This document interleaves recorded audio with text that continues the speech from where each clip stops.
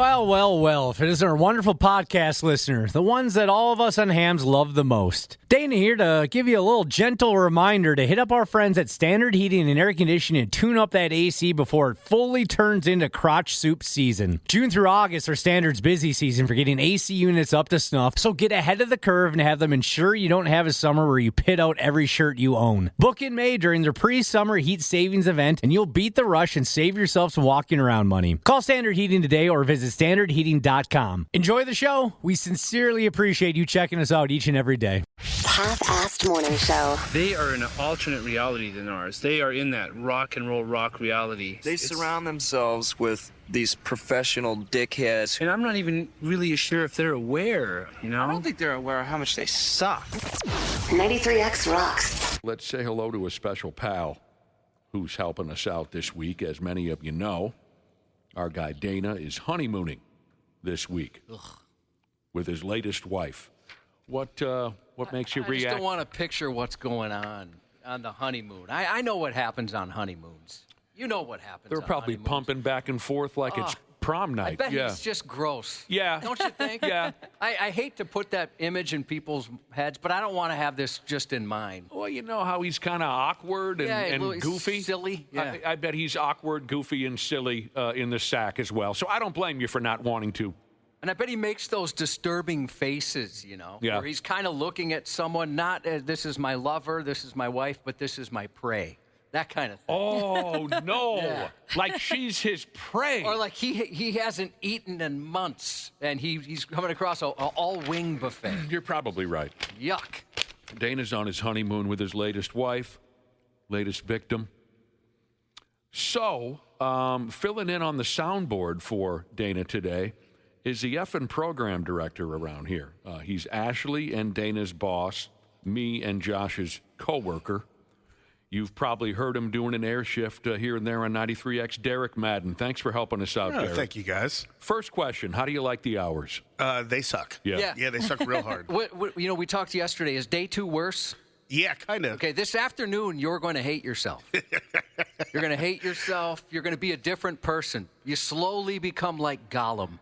I hate myself already, so I'm not too worried about that. Welcome to the club, brother. Yeah, yep. Was there a moment at some point where Dana was like, hey, guys, maybe I should invite Derek to this wedding? Okay, let me explain that. Good question. That's hilarious. We weren't invited at first, and it was a very, it's one of the biggest weddings I've personally been to. I've gone more to small ones, I guess. But none of us were invited at first, and that changed when some folks dropped out. Gotcha. So I was just a little further down the wait list is what you're saying. I think that's what, and also we guilted him into it. Okay. Hey, you know what, Derek? You were invited to my wedding, and you came to my wedding. That's right, because that's what I do when people invite me to their weddings. Yeah. Josh is right. We kind of busted Dana's balls on air about not originally being invited to his wedding. Just for comedic purposes, just to watch him sweat a little bit. And he does sweat quite easily.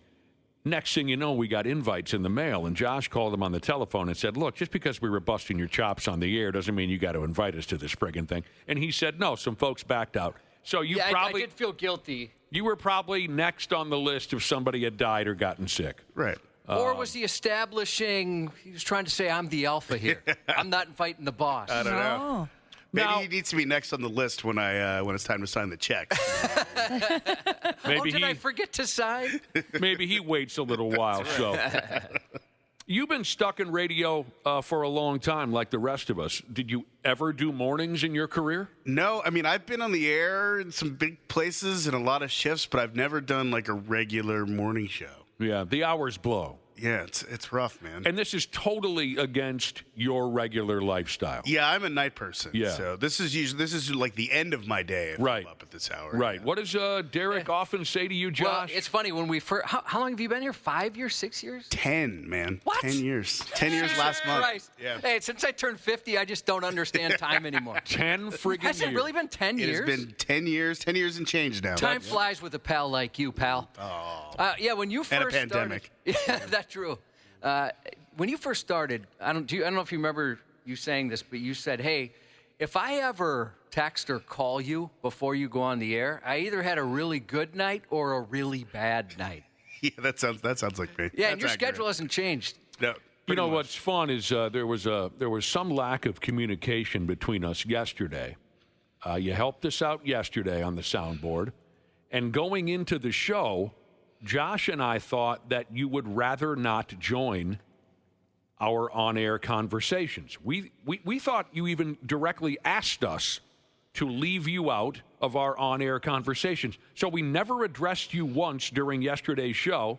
And then after the program was over, you walked up and said, "So you guys don't want me to talk on your show?" I spent the first hour with the mic open, just sitting there like. He turned the friggin'. I was surprised. I'm like, I thought you were joking. Yeah, because before it seemed like you're saying, no. I thought for sure you had said, I thought for sure we had a meeting and you had said, "Nah, you don't have to include me." I had no idea that you had a live mic all day yesterday or all morning yesterday, or else we would have certainly included you. We're sorry about that. So today we're giving you permission to pop off as much as you like. That's great. I know the Brotherhood will be excited because I know how much they love changes in the routine to this show. You're intimately aware. Yeah. What? What's your specialty then? So if we're going to work for a day or two together, what's your specialty? You're a sports fan. I am a big sports fan, yeah. What else do you like to talk about? Sex? We'll talk about that. We'll talk about sex. Talk about music. I could talk about, I don't know, all kinds of stuff. All man. right. I like to think I'm pretty versatile on the You are. mic. Yeah. You are. Well, I'd like to know your thoughts on this text then from Medical Device Jesus. 3 things for Dana's boss, he says. Go Twins. Okay. Braves suck. Gant fell down. Oh, okay. Oh, I see. We're going. You got to give a little background here now. I see. Well, I would say to you guys, how's it gone for Minnesota sports since the 1991 World Series? Well, it hasn't been great. If you're a Lynx fan, it's been pretty good. Yeah, You're there a you Lynx go. fan. Derek, The curse of Ken Herbeck is real, people. okay. You spent a lot of your youth in Atlanta, Georgia. I did, yeah. I'm from Atlanta. You were in Atlanta in 1991 when the Twins and Braves faced each other in the World Series. Yes, I was. And if you're an older person and you remember that World Series, you remember the controversial moment at first base between Twins first baseman Ken Herbeck and a feller by the name of Ron Gant, That's right. who was playing for the Braves at the time, who was physically pulled off of first base by Ken Herbeck. A large man. It takes a lot of effort to pull Ron Gant off of first base. Herbeck Herbeck's a big guy. was twice the height of Ron Gant, but Ron Gant was built like a brick house. Herbeck, one of the controversial moments of the series where Herbeck pulls him off of first base, they tag Gant. Big argument. You know, we here in Minneapolis said, "F you, Ron Gant. Get off of first base." That's right. You people in Atlanta were saying, "What is this, all-star wrestling? You can't just pull a man off the..." So I remember when you first started here, walked into the radio studio, and I looked behind me, and you had posted a picture on the wall. You had tacked up a picture on the wall of Kent Herbeck pulling Ron Gant off of first base. So there's been that little bit of bitterness between us from the get-go over the 91 World Series. I live fairly near Target Field, and every once in a while I walk by that statue, and it may get an obscene gesture from me every Sure. Like the masturbation sign. All right, so you love shoes. You're a big sneaker guy. Yeah, yes. Catfishing Jesus wants to know, what's the holy grail shoe for you? Is there one that you really want to acquire? Yeah, so there are a couple that I've been after. There's the Air Jordan 4 PSG, which is kind of a rare one that you can't buy anymore. And then the J Balvin Colombian Sunset Jordan 3s. Those are the two I've been Well, after. you know your yeah, stuff. totally, man. Shoes, right. I forget that about you. You have hundreds of pairs of tennis shoes. Not quite hundreds, but yeah. I mean, Dozens? Dozens, I think, Dozens. is definitely fair. Dozens is definitely fair. Josh also likes tennis shoes. You're a tennis shoe guy. Well, I've got one pair, and it's because Derek bought them for me for Christmas. What else do you like to talk about? Drugs?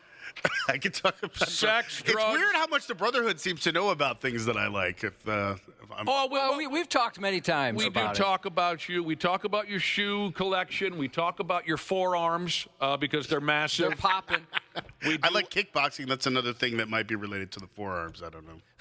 Kickboxing? You're into Oh, that's Yeah. cool. competitive kickboxing? I don't. I did competitive when I was younger. I don't do that anymore now. I just did a bag in a class, pretty much. Catfishing Jesus, by the way, of the shoes you mentioned, he got back to us and said those are dope. He loved sneakers. Oh, nice. So you can, like, how far can you get your leg up? I can't even go waist high. So I'm a little bit more because I'm not a super naturally flexible person. I like to kick with power more than kick with height. If that makes sense. All right. But Go yeah, for I the mean, nuts. I can get at your head if I'm in the right spot. So you could do that Olympic moment, the wapa. Oh my! Heck word. yeah. You could. She's a kickboxer. Jiu-Jitsu Jesus wanted to know if Derek is one of the coworkers I caught masturbating in the office. proud to say that's a no. That's what he'll say. I've got a different answer than that. But I recently saw that gentleman, Mr. Masturbate at the office. You've been a program director for many years. Many years, Which yeah. means you're not only dealing with record companies and various jagoffs like that, but you're also managing childlike on-air personalities. And that sounds miserable to me. I've been in the business for 30 years. I would never want to try to manage radio people. So tell us about one or two of the goofiest characters you ever had to deal with, or maybe like a very original problem that you had to manage. After all these years, you got to have stories. Oh man. Well, first of all, when I describe to people like what this job is like, I like to say like I want to find and work with talented people, and then just put them in positions to succeed, which Right. is why today is hilarious because you guys it's the total opposite of that. With me running this board, you're now in the worst possible position to succeed today. You do all right with the board. It's not an easy thing to jump into. No, it's Yeah, a it's a learning complicated curve. Yeah. situation, especially for the morning show. There's a lot happening. I mean, generally it's ego stuff, right? Yeah. It's always like, what about me?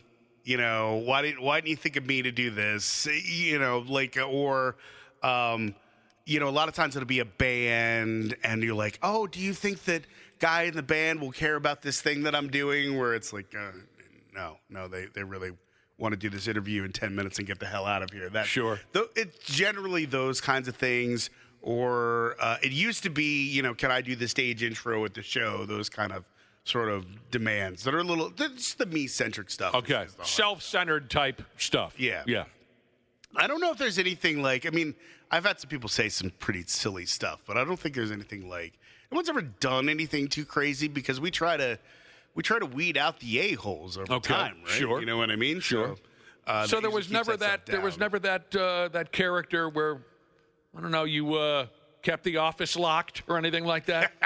No, I mean, we had that time the one guy asked the CEO about the van. You were here for that. The van? What about the van? Oh, was it about the tires on the van? Oh, not that guy Oh, again. yeah. Not that guy. Now, you caught a gentleman, Matt, or you're aware I of did, somebody you yes, worked I did do. Well, I didn't personally witness it, but it was in that era of studio webcams, so I witnessed it. I just didn't witness it as it was happening. You were the boss at the time, and someone informed you that a webcam. Listeners discovered it, yeah. And this is, your story's way better than mine. I just saw some kind of, aggressive masturbation from two different guys. yeah. But what you saw was pretty crazy. It was one of those things where you hear about it and you're like, well, okay, maybe it's not what people saying it is. Maybe it's it's not so bad. And then you see the video and it is absolutely what everyone is saying it is. Like the guy in a studio with no blinds, much like the one you're in now. Yeah.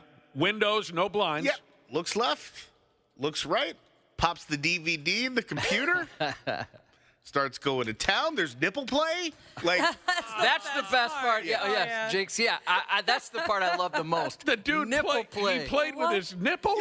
Dude. yeah, like there's no doubt what this guy was doing. And again, how was he found out? He didn't realize the camera was on his computer? Yeah, there was a camera in the studio, and he did Okay. not realize that it was on in public, and listeners saw it. But Oh, he was God. aware it was there, reported right? it.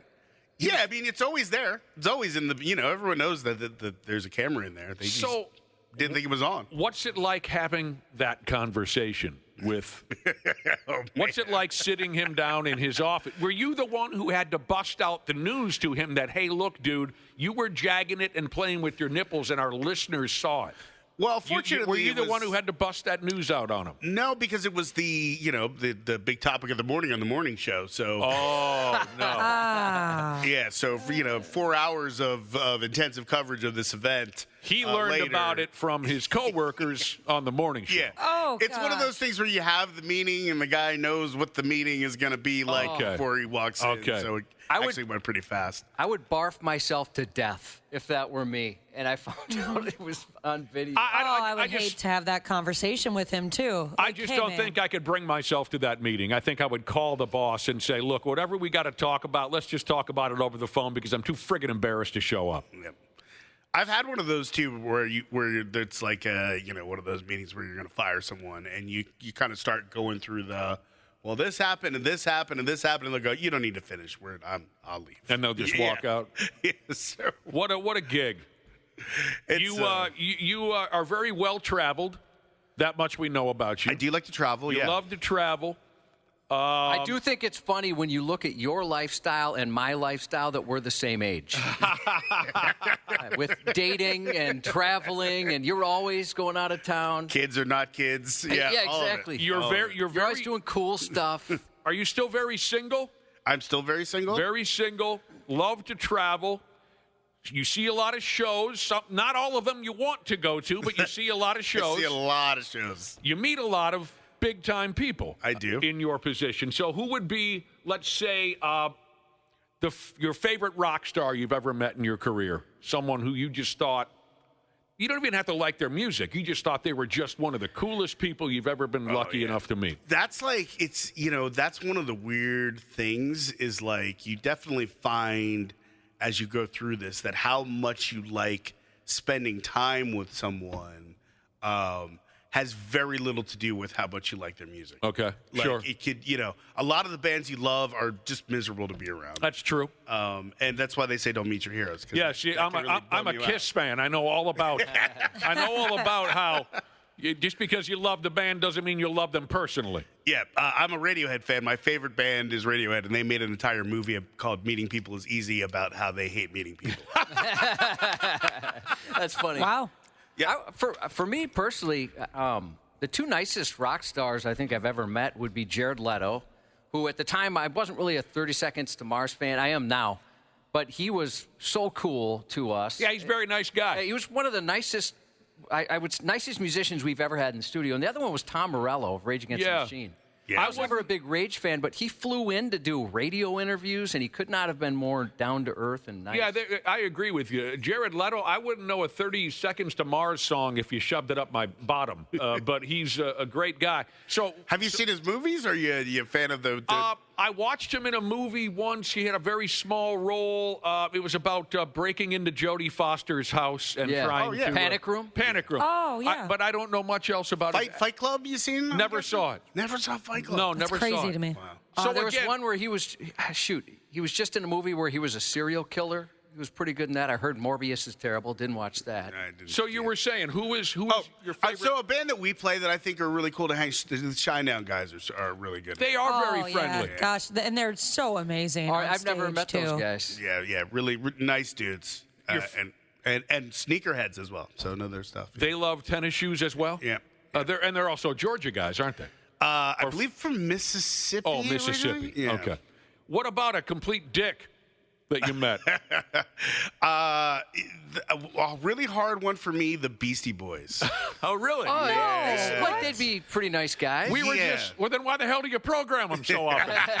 we were just talking about them a couple days ago. They were not friendly. They were not, well, and they kind of famously don't really like to do like interviews, and I had to interview them, and it was just basically a test to see how hard they could screw with me for 15 minutes. I once stumbled upon an interview that you did on air with one of my favorite bands, Night Ranger. Oh, yeah. I've talked to Night Ranger quite a few times. Yeah, and I thought you guys got along well. Really nice dudes. Yeah. Night Ranger guys, yeah. Oh, man. Listeners want to know if you're going to, now that you're on the board, are you going to play the sound of silence now that you're They are sending in requests. on board with it? All day long. All day long. I thought I had something or another. Since you're such a big traveler, where's your favorite spot to go to? Well, I'm a big fan of London.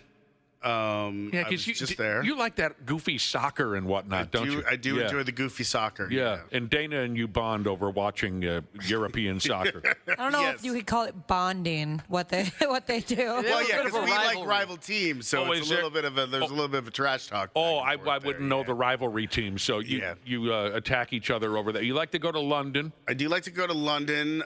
Spain was a really cool destination. I've been to Mexico a few times the last couple of years. I'm trying to get to Mexico every winter now. That's Okay. sort of because the cold is not my friend. What's it like? So you're a single guy. Dispensable income. Tell me about it. It sounds pretty good. Look at him giggling over there. Some bitch knows it's true. Deals are good. Yeah, If that was you, Josh, you'd still be doing the same thing. Yeah, I wouldn't do anything different. I figure, our you houses get more are. at Chipotle. Oh yeah, that's for sure. I'd go out to eat more. Big Rig Fenders Jesus wants to know if you've met Five Finger Death Punch. I have, yes. I am a fan of those guys. Their guitar players are incredible. I've never met them. I know for a while it seemed like they were here all the time, Nick, and maybe they dated an ex-girl or somebody did. I couldn't tell you. I don't remember. Unfortunately, I get confused as to who's who pretty quickly. So We were the really the first station to play those guys, and I think they used to crash on Pablo's couch in the early days. Man. That's how I how thought long there was a we've gone story back like with that. them. Yeah, That's so cool. the most powerful person's telephone number that you currently have in your cellular telephone. Most man. powerful, influential, the name that holds the most star power in your cell phone. Oh wow. Yeah. Would it be Nick Bourne? It could be. I don't give program directors my phone number, and you know that, Josh. Silly me. Yes. I never answer their emails nor their phone. Do you know Skin Diamond, the porn star? I think I got her in there somewhere. I do. How the hell do you know? Skin Diamond? I've heard the name. I don't think I could pick her out of a crowd. Is this a former girlfriend? No, we never dated. But yeah, had her on the show a couple times when I was in LA. What a name. Yeah. Wow. Daughter of Debbie Diamond, I think. I could be mistaken. Well, we're happy to have you with us, Derek. We really are. Thank you. I'm happy to be here, other than the hours, which suck. Yeah, they suck. 93X Half-Assed Morning Show. Well, if it is our wonderful podcast listener, the ones that all of us on Hams love the most. Dana here to give you a little gentle reminder to hit up our friends at Standard Heating and Air Conditioning and tune up that AC before it fully turns into crotch soup season. June through August are Standard's busy season for getting AC units up to snuff, so get ahead of the curve and have them ensure you don't have a summer where you pit out every shirt you own. Book in May during their pre-summer heat savings event, and you'll beat the rush and save yourself some walking around money. Call Standard Heating today or visit standardheating.com. Enjoy the show. We sincerely appreciate you checking us out each and every day. This episode brought to you by Progressive Insurance. Do you ever find yourself playing the budgeting game? Shifting a little money here, a little there, and hoping it all works out? Well, with the Name Your Price tool from Progressive, you can get a better budgeter and potentially lower your insurance bill too. You tell Progressive what you want to pay for car insurance, and they'll help find you options within your budget. Try it today at Progressive.com. Progressive Casualty Insurance Company and Affiliates. Price and coverage match limited by state law. Not available in all states. Hey there, I'm Paula Pant, host of the Afford Anything podcast. I help people make the smartest money decisions possible. You should not do the 401k loan. Reason number 4,872. Are we heading for a recession? You'd be shocked. Dumping it into the house? Invest in flipping houses. Mathematically the better option. Paula Pant's really keeping us in business. Because face it, money's too important to wing it. Review your budget. Take the reins. Sharpen your skills. Do the things. Start a side hustle that will affect your life. Right. Afford Anything. Follow and listen on your favorite platform. Half-Assed Morning Show. 93X. Right away, we're going to start off with our Minnesota Wild update. Obviously, we were already talking a little bit about last night's game. A special guest has been gracious enough to join us this morning, Brad and Randy. Love you. Love you too. Right back at you, man. A special guest has been gracious enough to join us and talk some hockey. He made a few playoff runs in his day. One of the best to ever lace him up is on the telephone. Mike Modano joins us this morning. Hello, Mike. You caught me in the middle of school drop-off. So you don't love us? That's a weird visual these days. You were dropping the kids off already, huh? Yeah, getting them out of here. You see, now that you got a pile of kids at the house. I think like 8 or 9, I think. Yeah. I'm guessing you're not able to stay up and see the end of these late games, are you?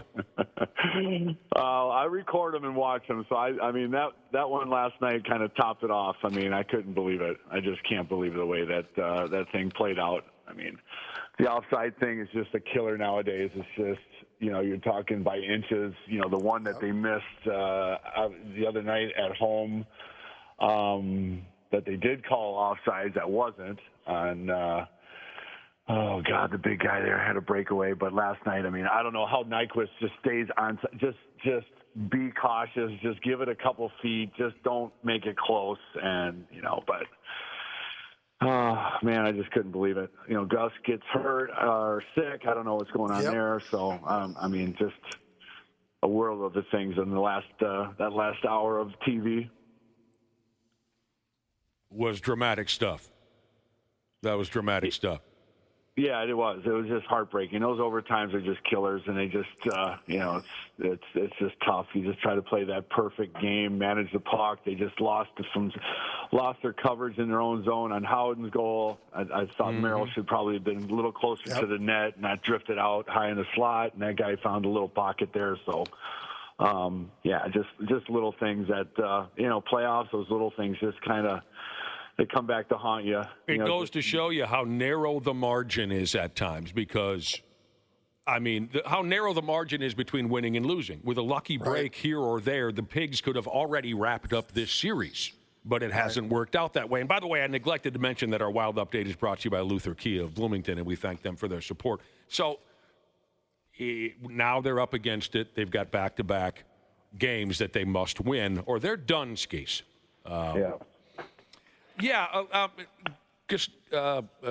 Phil Gustafson leaves after the second period because of some kind of a sickness. The first thing I thought was, well, it is Las Vegas. Las Vegas will do that to the toughest individuals. But I don't really know what the situation was there.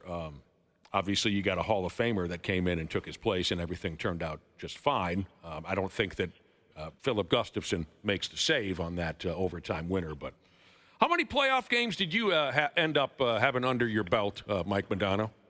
Oh, man. A couple hundred or something like that? 176, 175, something there. How do you know this, Randy Shaver?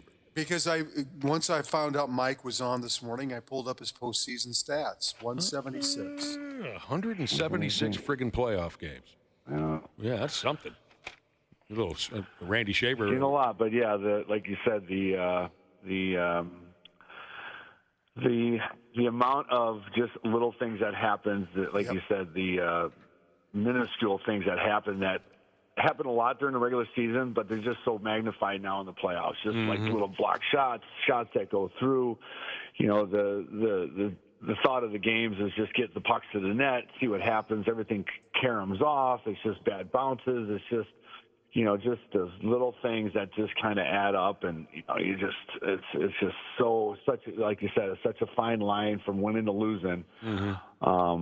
That you just try to manage the puck. You try to be as perfect as you can be with your exits out of your zone, your execution, shots on net, block shots. I mean, everybody's just sacrificing the level of just adversity, the intense, emotionally, physically, mentally, just everything that just you go every other night for 2 months. It's a toll. So and you need to have depth. The teams that have the good third and fourth line, if you look back at who was won, usually have some bottom six guys that are very they contribute a lot. They do a lot of things that they have fingerprints all over these games. So, Vegas is pretty deep, but Minnesota's they're fighting, they're battling. I mean, Thursday's a big tilt. So, I mean, they get that one. They go to Game 7.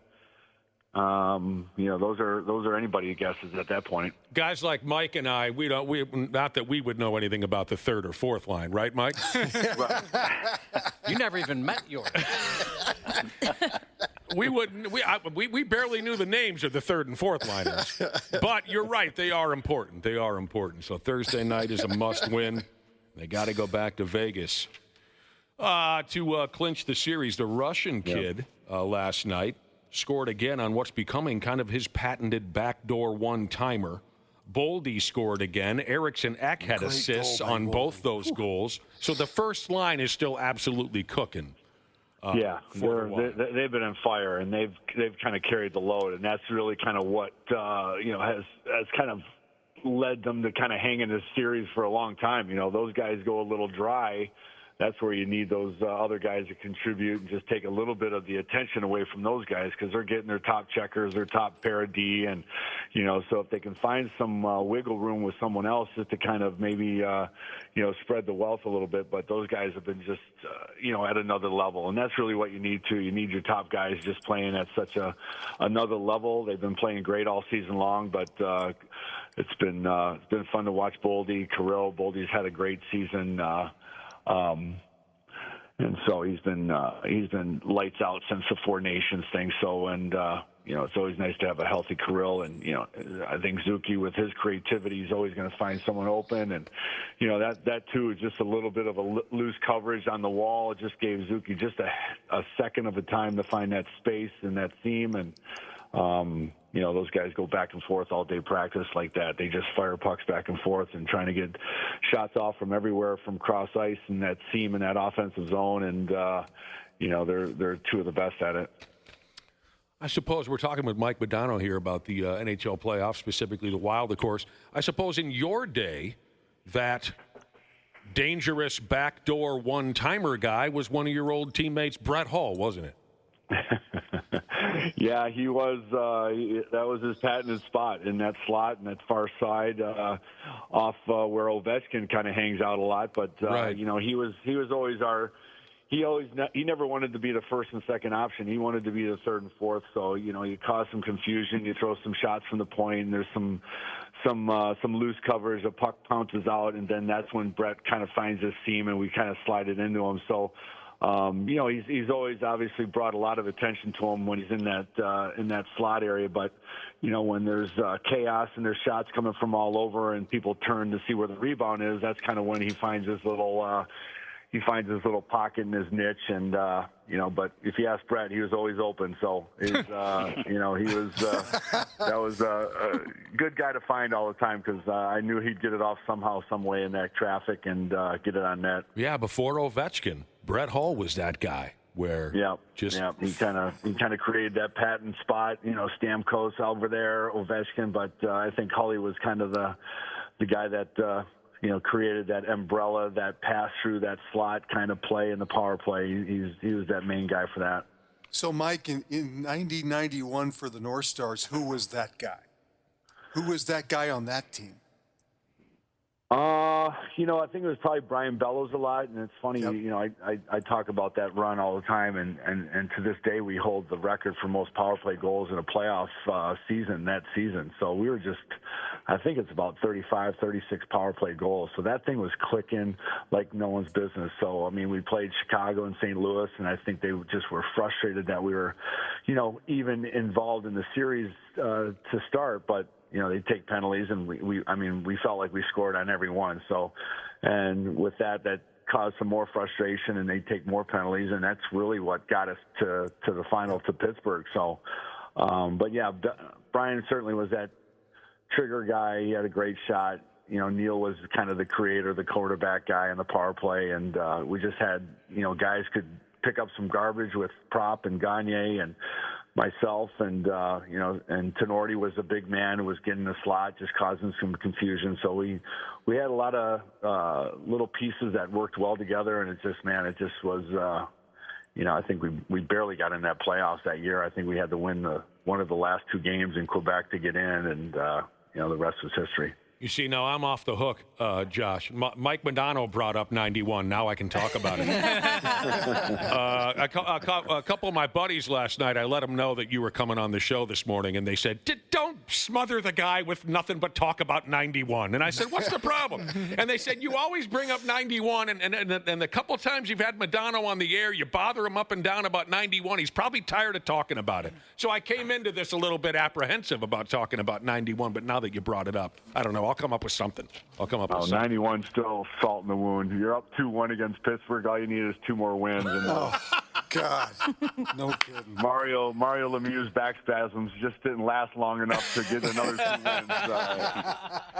2 wins. He was a wrecking machine those last 3 games, and it was all over. Game 3, right? The announcement comes over the PA.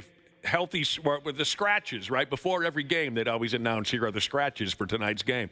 And we're all sitting in our seats, and they said Mario Lemieux is a scratch. And I thought, oh, it's happening now, man. This is it. Yep. Friggin' back spasms. Why couldn't they have lasted a couple more weeks, for Christ's sake? Man. I think he had his equipment guy actually lacing and tightening his skates up. He couldn't even bend over to tighten his skates. But somehow he came out and, scores 4 or 5 goals in the next 2 games. I'm like, God, must be feeling okay. Yeah. And his mom tying his skates before the game. He comes out. You mentioned Alexander Ovechkin. What do you make of his season, Mike Modano? Just an amazing career. Obviously, just one for the books, man. You just kind of Mr. Consistent. I mean, the amount of goals he scored in the short amount of games that he played. I mean, it's just it's magnificent. I mean, just. The funny thing is, everybody in the league and the game, and you play him, and you watch tapes. They know where he's at. They know where he's going to shoot from, and no one can really stop it or get in the way of it and still contain him. So they know it's coming, and no one's still able to do anything about it. So that says a lot about the way he can score, the different ways he can score over the years on the rush, and different areas of the ice and stuff like that. So it was. It's one that, you never thought would even get someone would even come close to it at all. But, you think about Wayne's numbers and all that stuff. I mean, he'd still be leading the league with just an assist alone if he didn't score a goal. So that's what's crazy about that. Yeah. Oh, man. We mentioned a few minutes ago 176, 177 playoff games in your career, 20 years. Not to, test you too much here at 7:50 in the morning, but do you remember specifically being down 3-2 in a series and one of your clubs overcoming that deficit? That's what the Wild are looking at right now, a 3-2 series deficit. They must win 2. Were you ever in that situation and it worked? Well, 99-2000, we were down 3-2 to Colorado. Okay. And we had to win Game 6 in Denver to get home, to get Game 7 back in Dallas. So we had to do it on the road. Mm-hmm. And you just, your thought process is just, as well as you can, just be prepared. You know what's coming, the personnel, what's expected on the other side. Let's certainly try to get the first goal of the game, and we did. So that kind of relaxes everybody a little bit and kind of forces them to kind of be more the initiator. But, we had to win Game 6 in Denver against the Avs those back-to-back years, and, we were able to pull those off, and we got Game 7 back home. So a little different scenario here, mm-hmm. But, you just have to, know you're going to have the crowd and just get the lead. They haven't had much of it, so if you get that first one right out of the gate and get the crowd going and get them heavy into it, and, everybody in the building know that it could be the last game of the season, but right. You try to be, some desperation, try to be calm and composed and, play the game. And once the puck drops, just play it like any other. But, the intensity has to get ratcheted up. They just have to be on the hunt for 2 hours and just get after them. So they've done it before. They know if they can get on their D and get in that zone, an offensive zone, and get them running around. And, Aiden Hill just seems a little shaky. Sometimes he's just, some pucks come at him and it's just a little bouncy and he just looks a little off. So if you get him second guessing his game, it could be a good one. So yeah, it's shift to shift and, fresh legs, monitor yourself, and just be ready to go. But it should be, I can't wait. It should be fun. But it can be done, Mike Modano said. It can be done. It's been done a lot of times. Been done a ton of times. You just have to, they know what they have to do. They can do it. So of course, I remember that. I remember that 99-2000 season. You guys went on to play the New Jersey Devils in the final, correct, Mike Modano? We did, yeah. We were off. We were down early in that final, and playing the Devils the way they played, and Brodeur, they just shut it down, and we were able to get. We were able to get Game 5 in Jersey. I think it was a triple overtime, 1-0 game, and but lost Game 6 in I think another double overtime. So it was tough. I think that year was one of those ones you think about, like 91. If you could have would have had a better start, maybe the outcome's different. It's not your fault. I'm not blaming you, but I did lose $100 on that series. It's just a true story. It still pisses me off. I loved your hockey club, the Dallas Stars. That was the team I rooted for even after you guys left Minnesota. I know a lot of Minnesotans, they can't believe that, but I had no choice. I recognized all the names, and so I continued to root for the Dallas Stars. And, of course, I was cheering for you in that Stanley Cup final. And my sister-in-law at the time bet me $100 on that series. She picked the New Jersey Devils, knowing nothing about hockey. If I remember right, she picked the New Jersey Devils because she thought Scott Niedermeyer was cute or something like that. Scott, was it Scott, the defenseman? Yep. Yeah. Yep. She thought he was cute, so she made a $100 bet with me, and she friggin' won. Yeah. He was cute and good. That's not fair. Uh-huh. Well, thanks for your time, Mike. You golfing a lot lately? Yeah, I'm heading out there in about an hour. So yeah, it's that time of year. So it's coming. So we're gonna start beating that thing to death for a few months this summer. So I can't wait. Well, from what everyone tells me, you're just one of the best in the damn business. Well, I don't know. These winters in Minnesota have changed it. The Phoenix life was a little better. We're working on it, though. Good for you. Thanks for taking the time, Mike Modano, and we hope to talk to you again soon. You got it, guys. Anytime. Take care. Take it easy. I want to be wined and dined at 69. 93X Half-Assed Morning Show. You're a terrific crowd. And lucky you, Janelle Klein has joined us this morning, and she's about the nicest gal you'll ever hear on the radio. Hi, Janelle. Hi. Fresh off a trip to Florida. Yes. Hot down there? Oh, my gosh. It's so hot already. It's hot. It was. I was telling a friend yesterday, a couple of people and I went for a walk while I was there, and it was like 9 a.m. and it was already 90 degrees. And, Yuck. humid, and I don't know how people take it. I love heat, but my God. Oh, do you? Yeah. I'm not a fan. That's how my wife is. She'd love it. Yeah. That's probably not even warm enough for her. She likes it. Well, if she's a lizard. Is she really? Well, then she'd love it there. How much was the meth? I thought they just handed it out at the airport. Right. Are they handing it out now? When you get off the plane. It's like a lay in Hawaii. They just hand you a baggie. Yeah. You had an all right time It down was there? great. That's Yeah, good. it was a lot of fun. Good. You don't look very tan. Oh, I suppose you do look a little tan. I think you look very tan. Yeah. you Little do. bit. My glasses, I can't see. Yeah, you look a little tan. I bet you take really good care of your skin, though. You do have beautiful skin. You seem Thank like you. a sunblock girl. Well, lately, not when I was little, not when I was a kid, but now, for sure. Were you big in the tanning beds, Janelle, back in the day? Not tanning beds, but we all grew up swimming and water skiing at the lake. Mm. So I definitely did some damage. Did you ever do the baby oil or like vegetable oil trick? I used to do that. Probably. Definitely no sunscreen. Gosh, and you would Dang. just burn so quickly. Oh, yeah.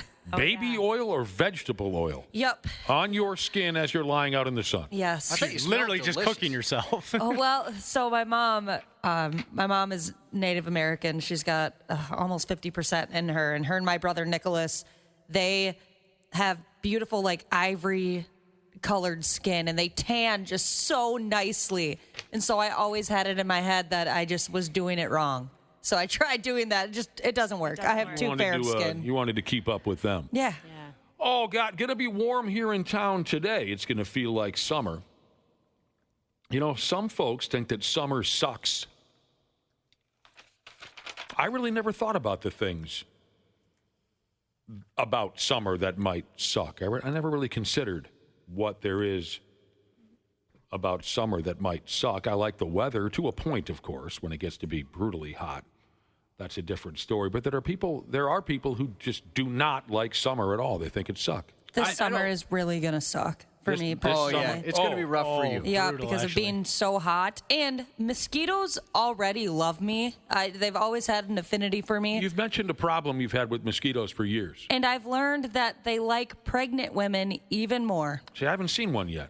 Not excited. Yeah, I got a bug bite the other day. I was out there for like 30 minutes. Is there anything about summer that any of you dislike? I don't like the heat, but I still have fond memories of loving summer simply due to school, right? You get all the time off, and you get to go. And you'd be one of those things where my parents would open up the door in the morning, and you were on your bike or hanging out with friends until lunch, and then again till dinner. It was that kind of thing. You see, one of these summer haters, Josh, is more or less saying in this article that I have in front of me called "Summer Actually Sucks," one of these angry people mentions that we've been programmed to love it because of what you just said about school. Here's what they said. People only like summer because it was our only time off for 12 years when we were in school, and it's ingrained in our minds.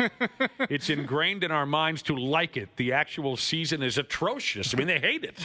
Like everybody, I hate the heat, but one thing I really don't like about the summer is it's obviously we know ours are so short, and there's this constant pressure to always be doing something.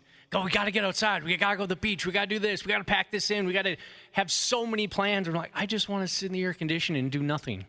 I think, if you work outdoors, you might have a different opinion of summer. Oh, You might hate it. Well, I guess either way, being out in the snow would kind of suck, too, in the cold. But, yeah, for me personally, I would much rather be freezing than hot. Maybe it's just growing up here. I don't know. Now, Dana, what you mentioned comes up in this conversation. As an introvert, one person says, the pressure to constantly be doing something in the summer is overwhelming. I don't need 12 straight weekends packed with activities. You don't have to if you don't want to. Yeah, stop planning stuff. Don't let that bother you. If you want to just sit and do nothing, sit and do nothing. You are shamed, that's for sure. Oh, definitely. A lot of times people say, it's too nice a day to stay inside. Or for Christ's sake, my folks used to try that trick on us all the time. Better get outside. It's so nice. I don't give a rat's ass with the weather. The weather has absolutely no say in whether I get off the couch or not. It never has and it never will. But my folks used to try that guilt trip on us when we were kids. So what else? What other excuses? Okay, here you go, Josh. You just made mention of this as well. Anti-summer people say, if you love summer, it means you work inside in the air conditioning. Sincerely yours, every blue-collar outdoor worker. When that heat really kicks in, and like Ashley mentioned, the bugs, I wouldn't want to. I wouldn't want to be one of those folks who's outdoors all day, every day. It's certainly tougher on parents having to figure out watching your kids, if both of you work or however many are in the house.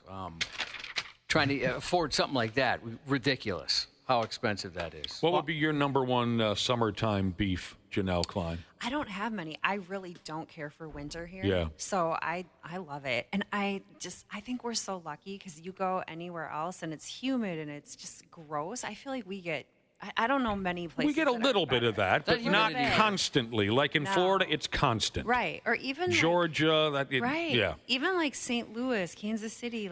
Yes. You would think, the Midwest is nice. Not like what we get.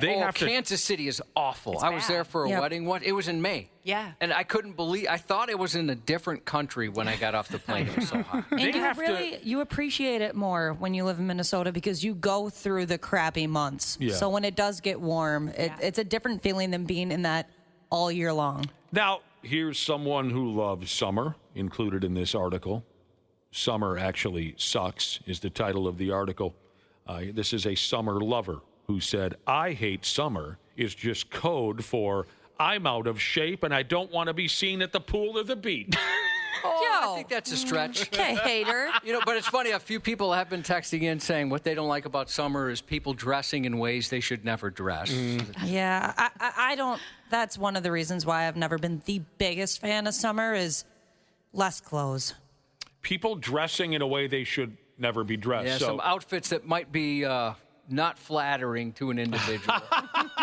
You go to the beach these days, you see some things. Can we all agree that sundresses are pretty sweet, though? Oh, I love sundress season. Yeah. Oh, yeah. No pants. Love it. My wife likes to point out when she sees someone who's wearing clothing that is age inappropriate.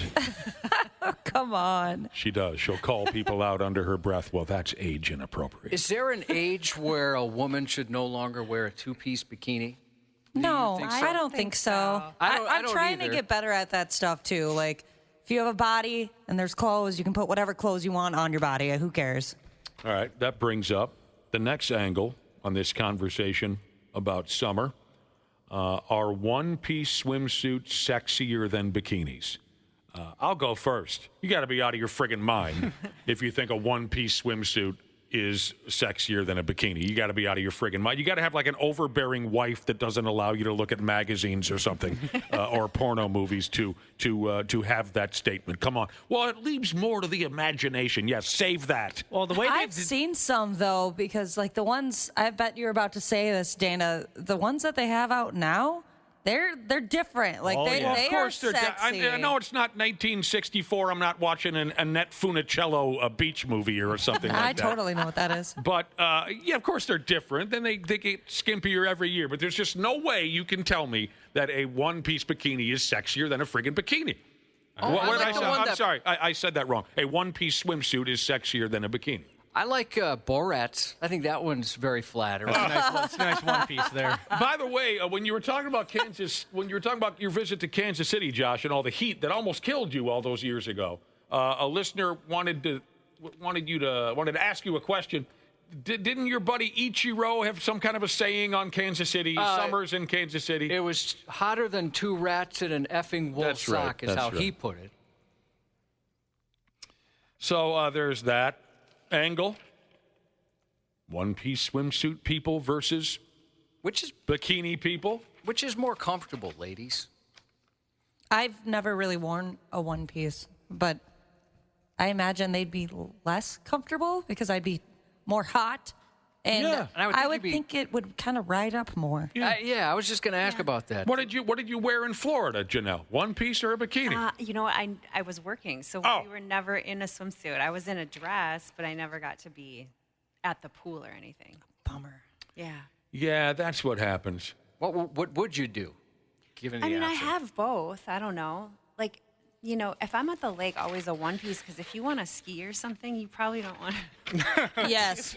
Have that sumbitch So coming true. off. So true. In front of your coworkers or whatever. It's gone. Now, here's a guy in this one-piece versus bikini argument who he's got a boner for Baywatch, you know. So, and they all wore the one-piece bikinis, so he says that gets him going because it reminds him of Baywatch. Can I tell you my thoughts on Baywatch, Josh? Never saw it. Saw it, yeah. I haven't either. That was a lot of fun. Very cheesy. A lot of babes. That's all I watched it for. All right, let's try this one now. The summer sucks theme continues. Here's a guy who wrote an article about going on a boat actually sucks. Going out on a boat actually sucks. Wow. It can be a lot of work. Depends what you're doing. Yeah. Right. On a super sunny day, sometimes that can be pretty bad. You mean because just the heat coming off? Oh, yeah. Well, this is a boat owner speaking. No one in their right mind would ever say that being invited out onto a boat sucks. How could you ever have that opinion? These are a lot of boat owners saying it's not as great as you think. Going out on a boat actually sucks. Well, what do you think as a boat owner? Do you? I love it. Mm-hmm. I don't have any complaints. I really don't. But haven't you always kind of wanted to sell it as well? Oh, there have been moments, but I've been very, very lucky. I've had that damn thing for, what's 25 minus 9? 16. I've had it for 16 years and never had any serious problems. So, and I have mine dry stacked.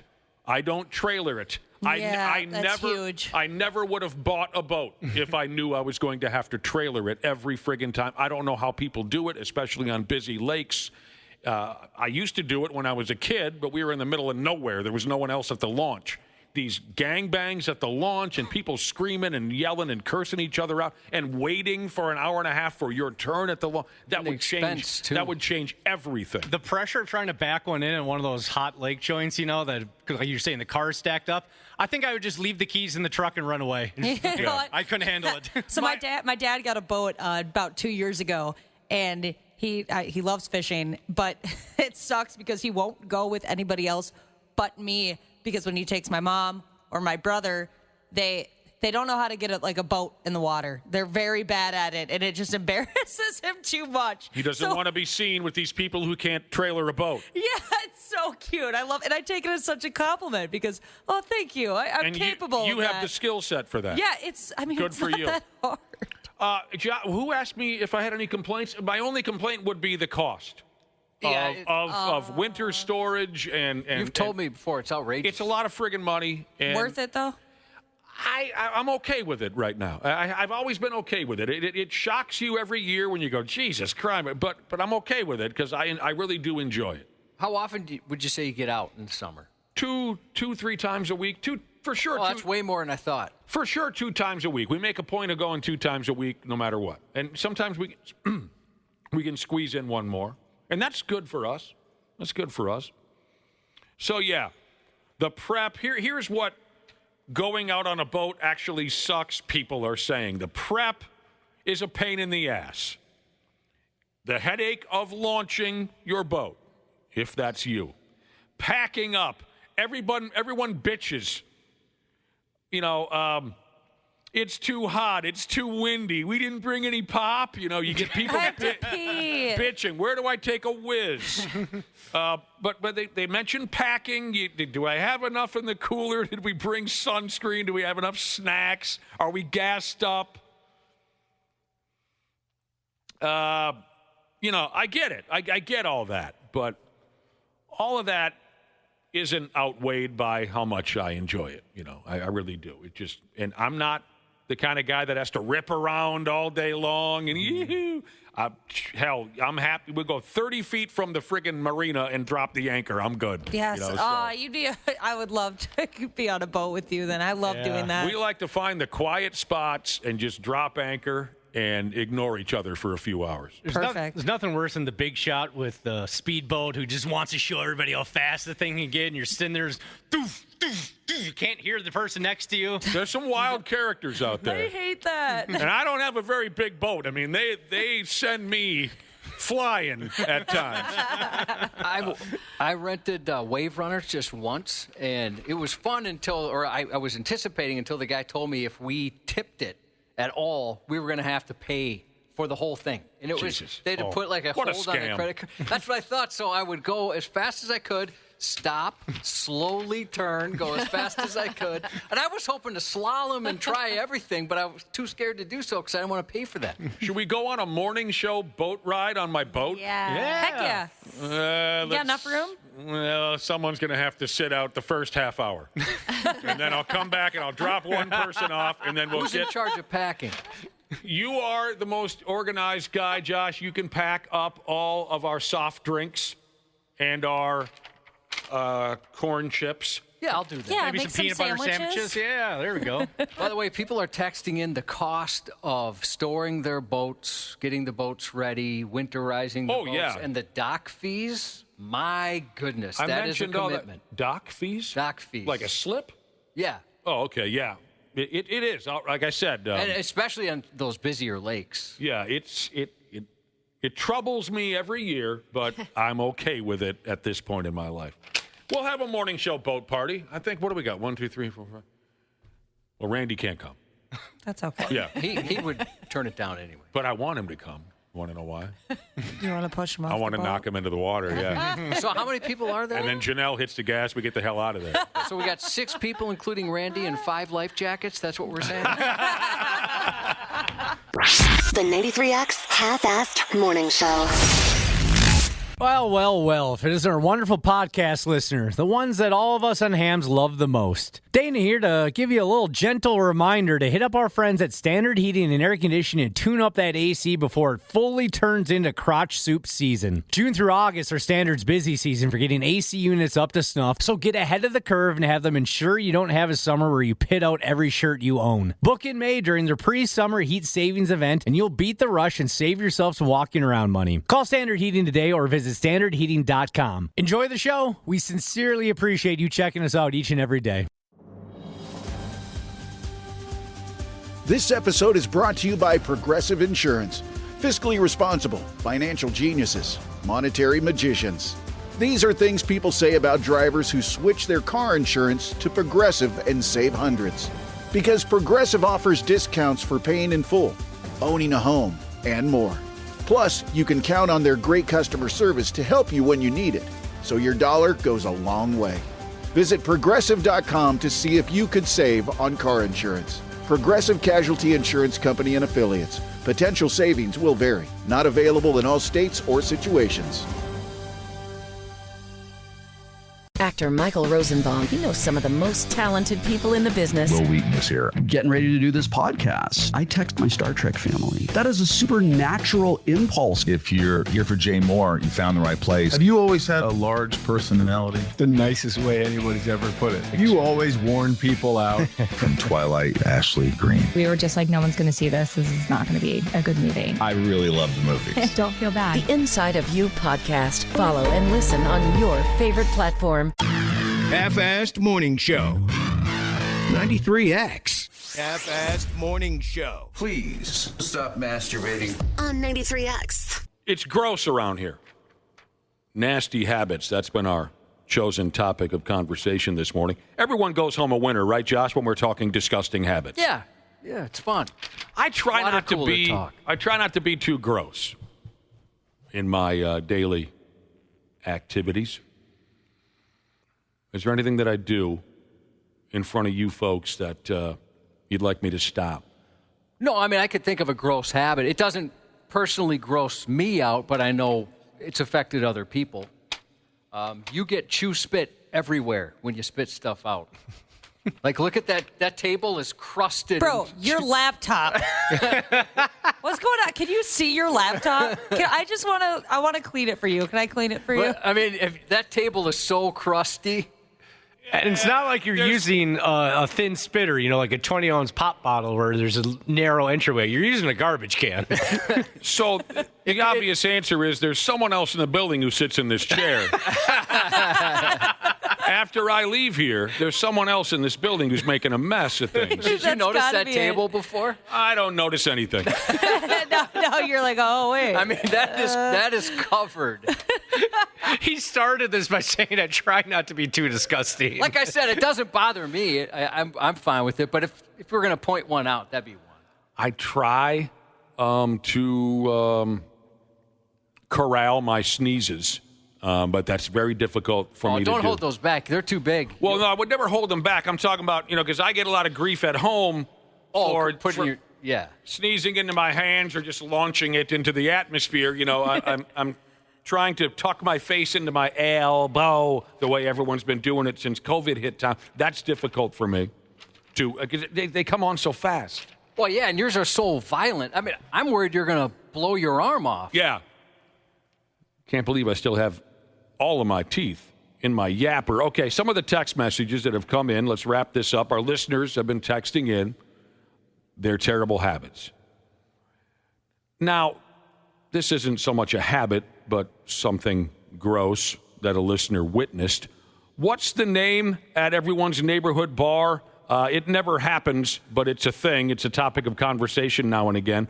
The bartender's going to take all the juice from the bar rail and put it in a glass, and then you drink it. I've heard it called the Jersey Turnpike. Okay, we'll go with that. I've done that before. You actually have? Yeah, I mean, I didn't really think of it as that much of a big deal, though. Do you understand what we're talking about? Yeah, I know what you're talking about. They take the bar rail mats, the rubber mats, and they put... You don't think of that as a big deal? No, because it's just spilled booze. Yeah, and... I mean, when I was a bartender, the only else? thing that would go on top of those were clean glasses. so that you so could there's make no a chance drink. that anything else got in there, Well, there spit was or a boogers or anything like. There's no chance. I don't think there was a chance of spit or anything like that. At least the places that I worked. Whatever people had on their hands. You don't look at that as disgusting to drink.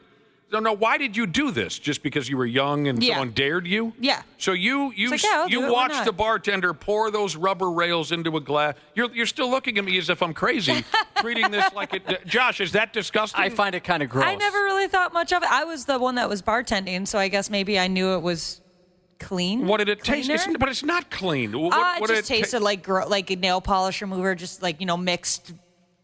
Ew, mixed it's horrible. Alcohol, vodka taste. Now, when I was a kid, I used to go down the line at the pop machine, right? Mix everything together. Yeah, that's so much fun. Yeah, I loved it. But I don't think, how they've got the tray underneath there? I don't think I'd ever scoop up the remnants of the tray. Oh, yeah. Assuming that's the same thing. Yeah. Isn't it amazing what some people treat so nonchalantly and others would backpedal away from as fast as they can? I guess maybe the thought process was alcohol strong. Maybe it kills I understand some what you're germs. saying, yeah. I mean, to me, that seems kind of gross. Yeah, when you think about the soda machine in that way, yeah, you're right, Josh. Anything could have been in that swill that you drank, and you were sitting here up until this very moment. You just thought of it as an odd drink that you Yeah, ordered. just another day. Well, what about, let's say, like at an ice cream machine, you go to where they have twist cones. Or think about that like at a Dairy Queen. It kind of piles up at the bottom. Yeah. The bar rail special, most folks are calling it. A biological Jesus, the drip mat special, maybe you call it. He says once they did this at the bar, they had someone drink the bar rail juice, and it had a bee in it. Oh, Jesus. I mean, that's the other thing. Flies could be in there, ants. Well, maybe they'd start a whole new type of alcohol. I mean, because you got the worm and the tequila, right? Doesn't one have a scorpion in it? That sounds right. I thought there was some sort of alcohol that had a scorpion in it. All right. That's crazy. That it took us 5 minutes to talk you into the idea that that's disgusting. People have been blowing their loogies. What about sharing Kleenex? Oh, I got that one. Yeah. Parents are gross. Yeah, that was a parent that said they do that with their kid. Oh, the old rewashable one or something? Or are you talking about just one kid to the next use the same Kleenex? Well, no, he said, or he or she said that they used the same one their kid used. Oh, gross. Right. You have your little kid blow their nose into the rag, and then you use it too. What's the matter with you? Too clean, seal coating, Jesus says. When the heck did we get ice cream? I love that line. If you thought you had a disgusting habit or two, go ahead and compare it to this effing guy in China. 651-989-9393. Be honest with us. What's your nastiest habit, your most disgusting habit? Send it off, no judging. We all have gross habits. 651-989-9393. What's your grossest, nastiest habit? I know there's going to be some of these I'm not going to want to read out loud, but I'll go ahead anyway for the sake of the program. Think about it, send it in. While I tell you about this middle-aged feller, he is, in China. He hauled himself into the hospital. He had a bad cough. Some bitch wouldn't go away. He'd been guzzling cough syrup. Didn't help. His eyes were also bloodshot when he showed up at the hospital. Doctors dumped some scans on the guy. You know how they'll give you a scan or two, Josh? Oh, yeah. They dumped some scans on the guy, and they found a mass in his lower right lung. It wasn't cancer. Turns out he had a serious fungal infection in his lungs. And this Chinese dude caught that fungal infection, by God, from sniffing his own dirty socks. He admitted that he'd gotten into the habit of huffing his socks after a long day at work right before he'd toss them into the dirty lawn. He just kind of a thing on his on his socks. Is there such a thing as athlete's lung? Must be. If he's getting a fungal infection in there. It says here, technically, the fungus that they found lodged in his lung was different than athlete's foot fungus. He responded to antifungal medication called Strireclinstrol. And he's the side effects They're are almost worse. He is, as of today, he is alive and well. So why would a guy want to inhale his own dirty socks? Yeah, it's weird. Usually those sniffers are, other people's clothing. Right. Mm-hmm. Right. Drawers and such. 651-989-9393. Now that you know this Chinese guy's story, what is your nastiest, most disgusting habit? If you don't want to include your name, you don't have to. This guy would pick up his sweaty socks after a long day at work and just take it all in. Does this qualify? A person likes to scrape the underside of their big toenail, and then smell it? Does that qualify? Yep. I'd say so, yeah. Hang on a second. A lot of nose pickers. He would scrape. Yeah, he would scrape whatever comes out of the underside of his big toenail and then sniff it. Oh, God. Oh, that makes me nauseated. No. Again, you missed the topic. We're talking about gross habits you might have. That's what we're trying to share. That doesn't qualify. Oh, God. I was a big fingernail chewer offer for the majority of my life. I don't know if that You didn't eat them, did you? qualified. No, eat them. Well, I know people that eat them. Eat your fingernails. Yeah, we got a couple texts that said they eat them. That'll tear your guts right out from under you. Somebody else said they eat the skin around their fingernails. Oh, I do that. I'm guilty of that. You eat it? Yeah. Like you swallow it? Yeah. It's small. It's not like I'm taking off big chunks. It's You're small a enough cannibal. it kind of just disappears. Or my lips. I eat the heck out of my lips. You're a lip eater? Gosh, yeah. Shotgun Messiah Jesus likes to chew toenails, but other people's, not his own. Oh, that's okay then. Somebody admitted to waffle stomping in the listening audience. They're joking. They don't waffle stomp. Nobody ever waffle stomp. There's some nose pickers, and then they eat it. Not showering after the night shift and going straight to bed from cop that uses fuzzy cuffs, Jesus. What the hell's gross about that? Yeah, I don't think that's gross. I mean, I know some people, like we used to work with a guy whose wife wouldn't let him go to bed until he showered.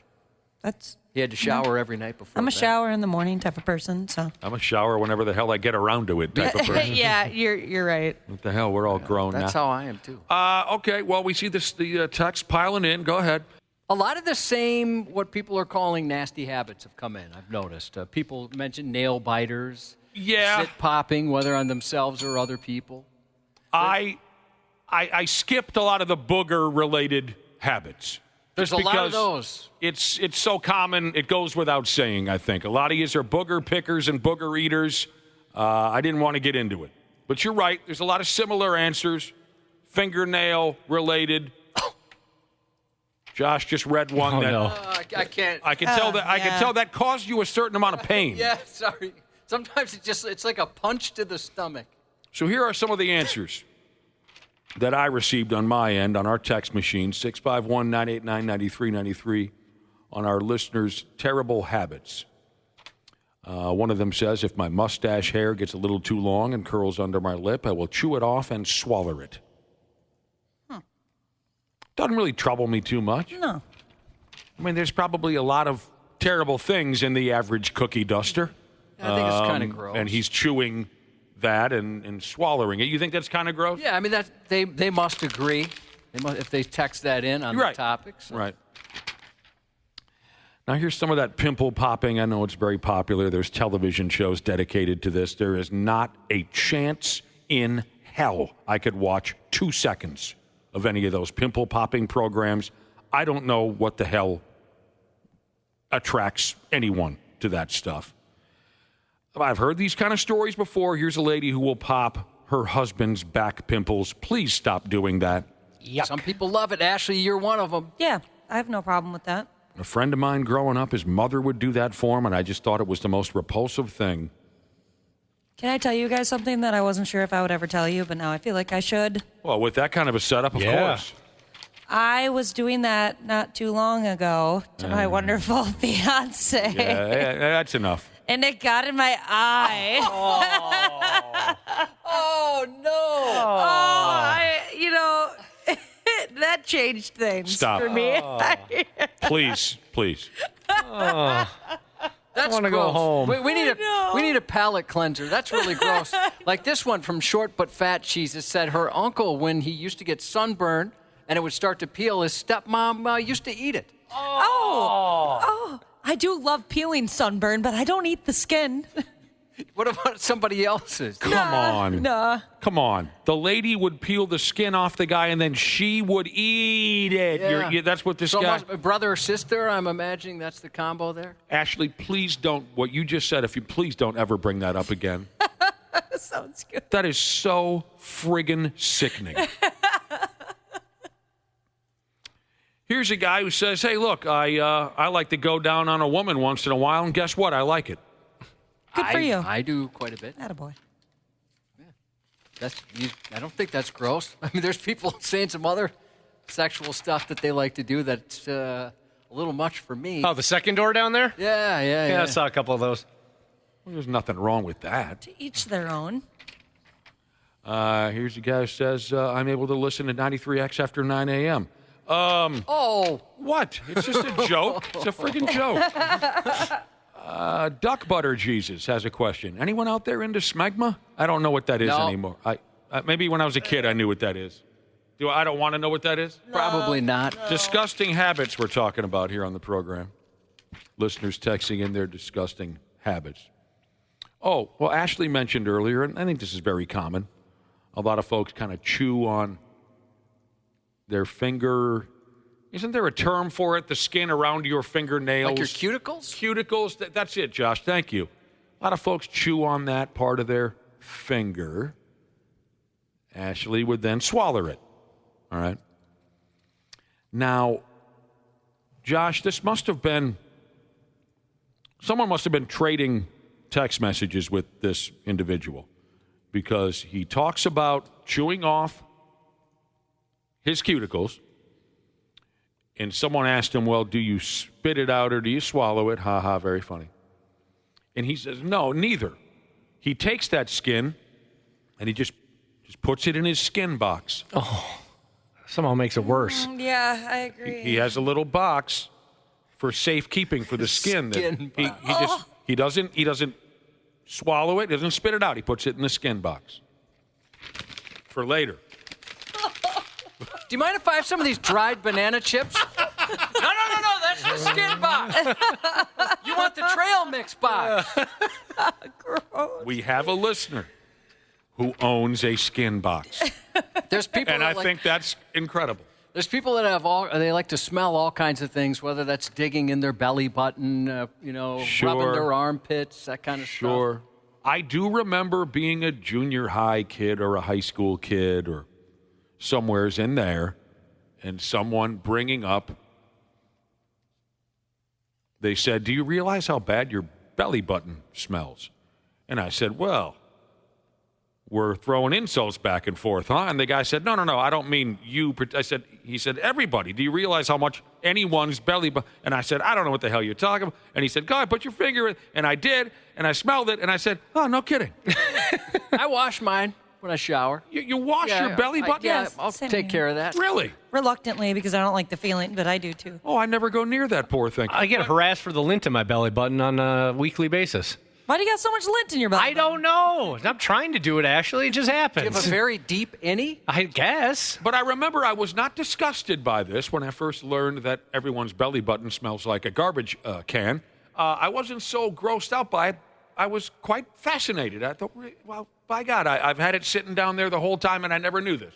Underwhelmingly optimistic Jesus wants to know, back to the guy with the skin box, how many does he keep? Is it 3 skins, 4 skins? Ashley had a full load of Gatorade in her yapper and she almost spit it all over her computer. Let's see, some of this stuff is just so bad. Not as bad as what Ashley said. But this is Well, maybe this is worse. I don't know. It's all the same.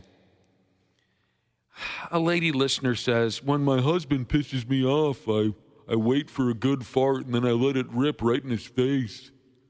Please tell me you're joking. Ashley, your thoughts? I don't like that. I don't like that at all. Bug-Eye Wagon Jesus, he said he's been told this is gross by a lot of people, but he likes it. He drinks the juice that's left over in the bottom of a bag of brats. Oh, dude, no. dude, come on. If you want to try it out, here's his recommendation, the Johnsonville Better Cheddar Brats. No, you do not. That's the juice you want to drink. Don't do that. God dang it. Now I'm going to be tempted to try that. Oh, yeah. That's so bad. No. That's really bad. That's so strange. Danny, you love too. wiener What? juice. I do love wiener juice, Josh. Well, I've seen it in person. Oh, I've never seen No, somebody do that. not exactly that. I'm just leading up to something similar. I've seen this in person, is how I should have said it. Usually I use his name when telling stories about him, but this time I feel like leaving it out. Because it's one of the only things that he does that just bothers me. If we go out for wings, it's 10, 12 guys sitting in a circle, plate after plate, by the end of the night, plate after plate of emptiness. The wings used to be there, now they're not because we chomped them up. This dude will lick the plates. Yeah, it's going a little far. I love wings. I love wing sauce as much as the next guy, but I'm not licking plates. Terrible. Does he have any shame? I'd be embarrassed to do that in front of my buddies. No, he especially. shows it off, Josh. He shows it off. You think he's cute. Oh, I know that. Yeah, who you know who. about. Yeah, you think he's cute. I bet there'd be some people that would want to watch him do that. I can imagine you get a crowd of ladies pretty interested. God, there's no ladies interested in that. Well, one of our listeners sleeps with a chew in his mouth every night. Why do you do that? You just spit it out onto the floor, on your bedroom floor. What do you? I don't think that's gross. I yell at my... different. Well, the end result of it is, Josh. You know what I'm saying? Oh. Like when you wake up the next day. Oh, yeah. It's gross. You're going to choke. I yell at my don't choke. fiance all the time because he'll put his Zyn in. And, I mean, that's much more safe than putting, loose tobacco in your mouth. But I'm like, dude, that can't be good for you. This is great. This text, Christ almighty, this is disgusting. And that is from Scene Clean Jesus. Whoa. Who has a very important and I'd imagine very difficult job with what he has to see cleaning up some terrible scenes. All day long. And he's grossed up by this conversation. All day long, he's dangling with brain matter and semen and blood. And this is too much for him. And sometimes even, sweat, maybe. I don't like that. I feel here's like I'm bleeding clear stuff. Here's a feller who works in the plumbing industry, and he says, sometimes I don't wash my hands after cleaning a sewer line. It gives my sandwich a little extra pop. I had a plumber. We had a clogged drain, not a shower, sink drain in a bathroom. Sure. And he's like, oh, I see what's going on. And he pulled out just like this goopy, black, hairy, everything. It was just disgusting with his hands. Yeah. He just went for it. Yeah, they grow accustomed and callous to the operation. I thought, I'm not that brave. Evil garbage man Jesus, he says, I see some sick and smell some terrible things, but this topic is awful. We get it. Now, a lot of these poor habits, disgusting habits that we asked our listeners to text us in and tell us about, a lot of them quite off-putting. No offense to those of you who we've read your text already, but none of them so far are wildly unique. This here, very unique. After I shower, a listener says, I dry my butt crack with clothes from the dirty clothes hamper because I don't want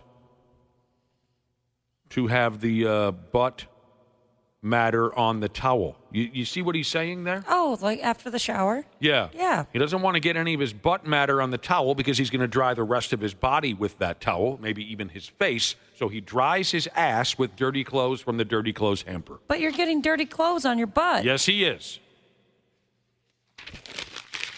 I mean, I get it. It's question. Not that gross. Yes, Josh. Is it possible to dry everything else first, then use the towel? I'm assuming they want to reuse the towel. Yeah, they're a towel reuser. Where you were going with that was very clever.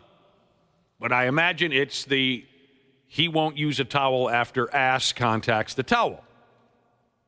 It's a good way to avoid pink eye. I work from the top down. You do. But I don't get in between. No, me either. I mean, you guys flossing back That just there air with the towel? dries. Oh, yeah, you get up in there. You do, huh? Yeah. For Christ's sake. No, I don't. Another one that's quite unique. On my way home from work, sometimes I'll just do the farmer's blow all over myself, knowing my clothes are going straight into the laundry. What if you have to stop for gas or something? Yeah, that's a little on the gross side. What if you run into an old friend? You want to have a conversation? Farmer's blow all over yourself? 93X Half-Assed Morning Show. You gotta be kidding me. Who greenlit this garbage? The 93X Half-Assed Morning Show. Here's a conversation that online folks have been having. They've been talking about what the weird kid did at their school. Oh, Anyone want to start? What the weird kid did at your school? And, of course, we could be going all the way back to grade school. And most of this stuff is probably grade school stuff when kids are just bizarre little creatures. You should set the mood with your story about the tree kid, Nick. Yeah, that's my favorite story you've ever told. I have a few examples of what the weird kid did at my school. Now, this was high school. There was a kid at our high school who portrayed himself to be a ninja. He wore usually all black and kind of the military-looking camo, not camo, but military-looking black pants, with a lot of pockets. And he fantasized that he was some level of ninja. And so what he would do was he would climb up in a tree and sort of camouflage himself up there. And then when we would walk by that tree on our way to the front door of the high school, he would say, "Psst, could have killed you." So unsettling. Oh my gosh. And we would say, "Yes, Ernie, we know that you could. Yes, from that vantage point, with us not recognizing that you were in the tree, yes, you could have killed him." And of course, he always had throwing stars in his pockets. And what was this thing, Josh? The nunchuck? No. Oh, a butterfly knife? Butterfly. Yes, he always had a butterfly knife. That was his role. I always wanted I had a butterfly comb my uncle got me for Christmas one year. It's one of my prized possessions. Oh, that's so cool. So what did the weird kid do at your school? Oh, my God. That was We had a kid that thought they were a cat, so they would just meow. Did they legitimately think they were, or they just that was their bit? Honestly, I'm not too sure. So, yeah, we used to have couches or kind of like comfier chairs in the library, and they would, sit up on those, like a cat would with their legs up. Weird. And then if you walked past, meow, meow. That was interesting. You get used to it, though. Do you? Yeah, after a couple times, there's the cat girl. Oh, I had a couple. So we had a similar situation to what you had, Nick. A guy, a killer ninja character. Well, he wasn't quite a ninja, but this was when Kung Fu came out. Sure. And so this kid, Trevor Thomas, was always he would dress up like David Carradine. Oh yeah. And that's how he was barefoot. Yeah. And he was just like, every time he would see you, he would bow, and but he carried his on. He carried his on. He lived down where we lived in down a dirt road. He would always walk up down there, and you just hear the Kung Fu music walking. So with he him. Completely threw himself into that character. Yeah. And then he would. But he would always get in fights, but he did not know karate. Yeah. But he would always jump in. He had to stance down. And he did all the moves and everything. He could mimic what he saw on television. Yeah, got beat up a lot, though. Yeah. But anyway. Yeah, you don't walk around with the Kung Fu vibe. Right. Without someone challenging that. Yeah. And I think his brother was a nurse or something, so he's got his nursing pants on, so he could have the the baggy pants. More flexibility. More flexibility. Yeah, sure. So he played the whole role. And then at the end of the day, we had another guy, Ben Harris. Ben couldn't, this wasn't, his parents said that he had no neurological damage or anything. They don't know why he did that, but he couldn't walk into a room. He had to back into a doorway. Always. Some kind of a phobia. Right. Okay. Like he would, so he would walk he walked straight all day until he gets to a door and he backed in. And then once he was in the room, he could spin around and go. Yeah, he backed in it no matter what. Bus stop, getting off the bus. So that's dangerous. I know. He had to step down. Not like just joking around. It was a phobia? We don't know. Like his parents said, like he's not like that at home. At home, he walks through all the doors. When he gets outside the house, he won't do it. Church, it was the same way. He would come to church. He went to my church. He would Backing down out of a school bus sounds very dangerous. Yeah, it does. And wait, backing into the bus as well. Backing onto the bus. Do you know how strong your hamstrings have to be to back up on a bus? You know, there is a movement now about jogging and walking backwards, like activating muscles you don't normally do. I was just reading an article on that a few weeks ago. On how, like, some people, they're getting they're working that into their training. And they're injuring themselves, is what I remember. Well, those are people who aren't athletes, because athletes have to run backwards. That's the whole training for us, is that use every muscle in your body. Right, Josh? They're backing into bodies of water and turning their ankles. Taking out other people. Exactly. Running into other people. Because running backwards is, first of all, it's not normal. And secondly, it's not easy to do. A couple of texts have come in on the topic. Well, lots of texts have come in on the topic. I'd say this one is probably the most qualified from More Anxiety Than Hair Jesus. They had a kid in their school that masturbated using pizza. Wow. That's weird. No way. Was that one of those rumors? Right, like the girl that used a Coke bottle in our middle school? That was a hot dog at my Hot dog at mine, too. Yeah, did this guy go to high school with the Noid? I miss the Noid. I love the that Noid little would guy. not approve. Pizza was his masturbatory tool. Yeah, was this at school or was this a rumor after school? More Anxiety Than Hair Jesus. Was it a warm pizza? I would hope so. Pizza. I'm pretty sure everybody has had this kid now based off of the text messages. And I did too. The one that would just run up and down the hallways to every class or to lunch and all that.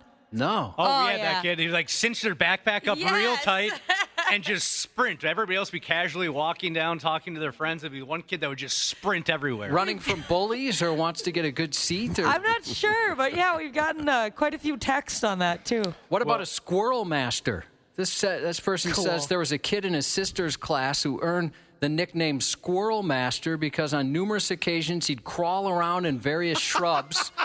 This was in high school, and he would talk to squirrels. Oh, what? I was hoping it was a lot cooler than that. I take back my cool.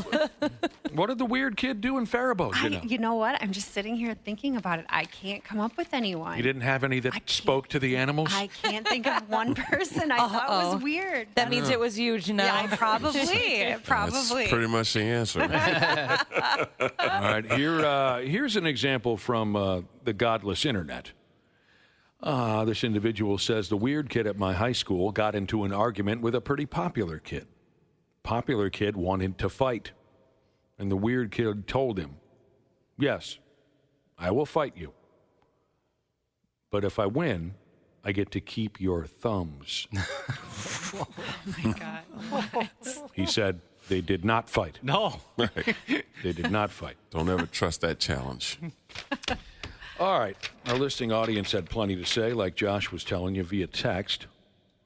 One of the weird kids at my school says a listener would ask all the girls for their used socks because he had a foot fetish. Who here likes feet? Nope. I'm fine with them, but I don't have a fetish of any sort. Not a fan. High-Rise Gamer Jesus said the weird kid would pick his scabs and eat it. That weird kid was my cousin. I've got a couple of weird Not cousins. if anybody asked, though, right? We had a kid who would paint his entire hand with rubber cement. You know, that stuff that really hard glue, and then it would get hard, and then he would peel it off, and he would then nibble on it like that. Oh, you had me until the last part. Yeah, the first part was kind of cool. Yeah, there were glue eaters out there. Glue eaters. We had a glue eaters eater. and glue sniffers. Glue sniffers, sure. Yeah. Josh, what did the kid do? You said he'll pick his scabs and ate them. And ate them. Yeah. Here's a weird kid who would pick his nose with his tongue. Okay, that's different. It's horrible. Little Village Jesus said the weird kid was a Pokemon nerd who would wear Pokemon clothes, hats, had a box of cards at all time, play cards on the floor by himself in the halls. And he's now a Pokemon collector, and he makes $100,000 a year trading cards and has a live stream that's very popular. Yes, I was going to say, I bet he's rich now. Apparently so. So I did all of that stuff until the monetize it portion. I was a kid that played Pokemon in middle school. Not making $100,000 a year on it now, though. That's adorable.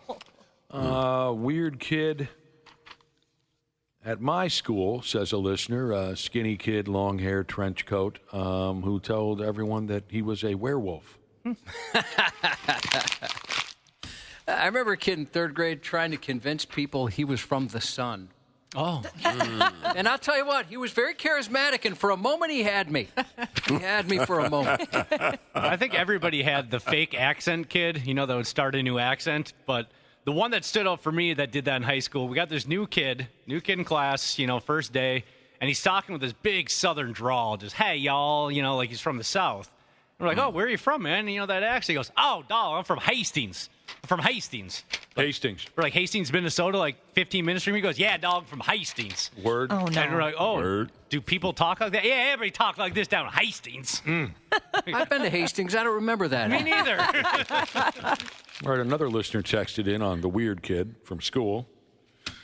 During a bathroom break in 6th grade, the uncircumcised kid would pinch it off and fill it with urine like a balloon. Oh! What? The topic is weird kids. I don't know how that qualifies. I didn't think that was possible.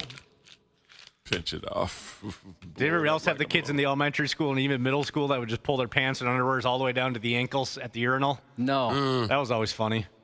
Like, they did it as a bit? No, I just think that's just how you go to the bathroom. You have to pull everything down straight to the ankles on the dirty bathroom floor in order to then lift the shirt up and do the butters where you tuck it with your chin, too. Very little kids. Yeah, when we were in, what do you call that first year? What's Kindergarten. that? Kindergarten. When we were in kindergarten, sure, there were a few kids who operated like that. What are you talking about, in high school? No, I'm talking like 5th, 6th grade kids were still doing that. Oh, come Even on. that age? Yeah. I remember teaching my kid at a very young age not to do that. I mentioned before, I walked into a Chipotle, and right there's the urinal.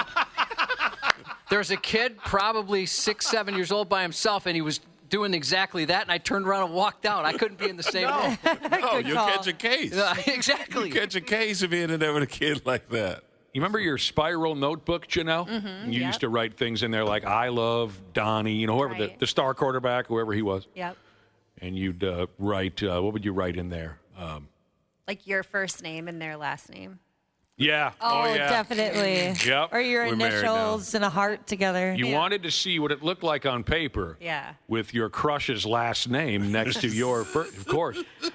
You wrote in there, Backstreet for life, whatever you wrote in your right. spiral notebook. But here's a weird kid who would snap the metal or whatever they are, aluminum spirals off the notebook and then pierce his ears with it. I remember girls piercing their ears in class. Me too, but not with that. What's the word I'm looking for? Rough tools? With pins or something. Oh, pins, yeah. Needles. Oh, yeah, when we had home ec, the teacher had to deal with that quite a bit because we could learn how to sew, and so we were sitting there piercing each other. We had a kid on the hockey team who was a really good player. He decided to self-pierce his own ear. The thing obviously got so infected, it ballooned up like a comical-sized clown-type ear. That can kill you. He had to miss games because he couldn't get the bucket over his head. He couldn't get his helmet on. Oh, my God. So he had to go to our hockey coach, who's one of the toughest SOBs we'd ever met, and say, hey, I pierced my own ear, and my ear is too infected to play hockey now. That had to have been a tough conversation. There was about a month-long fascination when we were in high school of get drunk at the party and have someone pierce your ear for you with a non-traditional tool. And those who did it regretted it terribly, and so the trend didn't last very long. Okay, we got to get out of here. I wanted to tell you about one more weird kid. Plucked out his pubes with a tweezers and then would put them on his desk. Oh, yuck. and blow him before he leaves. Oh, no. For you. Right as I'm walking by with a sandwich or something. For you. Bow hunting, Jesus, he said he definitely had a girl in his class that would hiss like a cat anytime someone looked at her. We knew the same one. That's hilarious. That's when you knew, hey, look, don't even start. Hands off. She is not invited to my birthday party. What the hell? Thanks, Janelle and C. Willie. Thank you, guys. Love seeing you. Thank you so much. 93X Half-Assed Morning Show. I could use some poontang myself right now. The 93X Half-Assed Morning Show. Well, let's try this. Let's get into what we do and do not truly care about. You don't care about Friday broadcasts. No. You've made that very clear. No, I don't care at all. I mean, there's one thing I should be clear about. I care, we collectively care, that our listeners are here with us, but that's about the end of the list right there. Yeah. We care that you're here joining us. Other than that, F it. But like I said, we should all have that same attitude. Every other day of the week, you're doing your thing, you're focused, you're working, and then you got your friggin' family at home, right? Total nightmare. Making plans for you constantly lately. You end up, and if you stop paying attention for 3-4 minutes, they'll make plans for you, like what Josh was just telling us. Friday is the day that none of us should care about a damn thing. Let's talk about what we do and do not truly care about. Here's what I have in front of me. Things that women find embarrassing but men don't actually care about. All right? Is Ashley here? Yeah, I'm here. Oh, cool. We get a lady's point of view here. That's going to help. Things that women find embarrassing but men don't actually care about. And here are a few. All right, right from the get-go. Wrong. I care about this kind of a thing. People seeing your house not being perfectly cleaned. Yeah, it doesn't bother me at all. I do care about that. When people come over to the house, I want the place to look nice. Dana doesn't care. I mean, obviously, if it's like a hoarder situation, that's one thing. But if we're not talking hoarder. But if it's not completely spotless, it's not going to bother me. I feel like most women kind of have a baseline clean that they maintain all the time. I've never really walked into a situation where it was sloppy. You're talking about a woman's apartment? Yeah. Okay, sure. All I'm saying is this one doesn't apply to me. Yeah. Because of my crippling OCD, I like the joint to look nice when people are coming. Yes, Ashley? My mom cares on like a different level. So that's what I think of is her level of clean. Like the house will be perfect. And she's like, oh, I'm so sorry for the mess. Oh, darn, I can't eat off the floor today like every other day of the week. I always think when they say that, it's kind of a humble brag. It's like, oh, I'm sorry, the place is just disheveled. But you look around and like, it's spotless. It's great. You know? Nah, she means it. She's got to touch that OCD. Your mother likes things to be clean and organized at all times, you're saying? Yes, in her way, too. I should have married your mother instead of just making her my side piece. You would absolutely love it. Living with your mother? How clean she is. Oh, yeah. Sneezing naturally is something that women find embarrassing, men don't actually care about. It says here, several ladies I know, this is whoever wrote the article, several ladies I know hold their sneezes in. I only know one person on planet Earth that holds their sneezes in, and it's a dude, and it's my brother. I don't care about that at all. That would hurt. I love sneezing.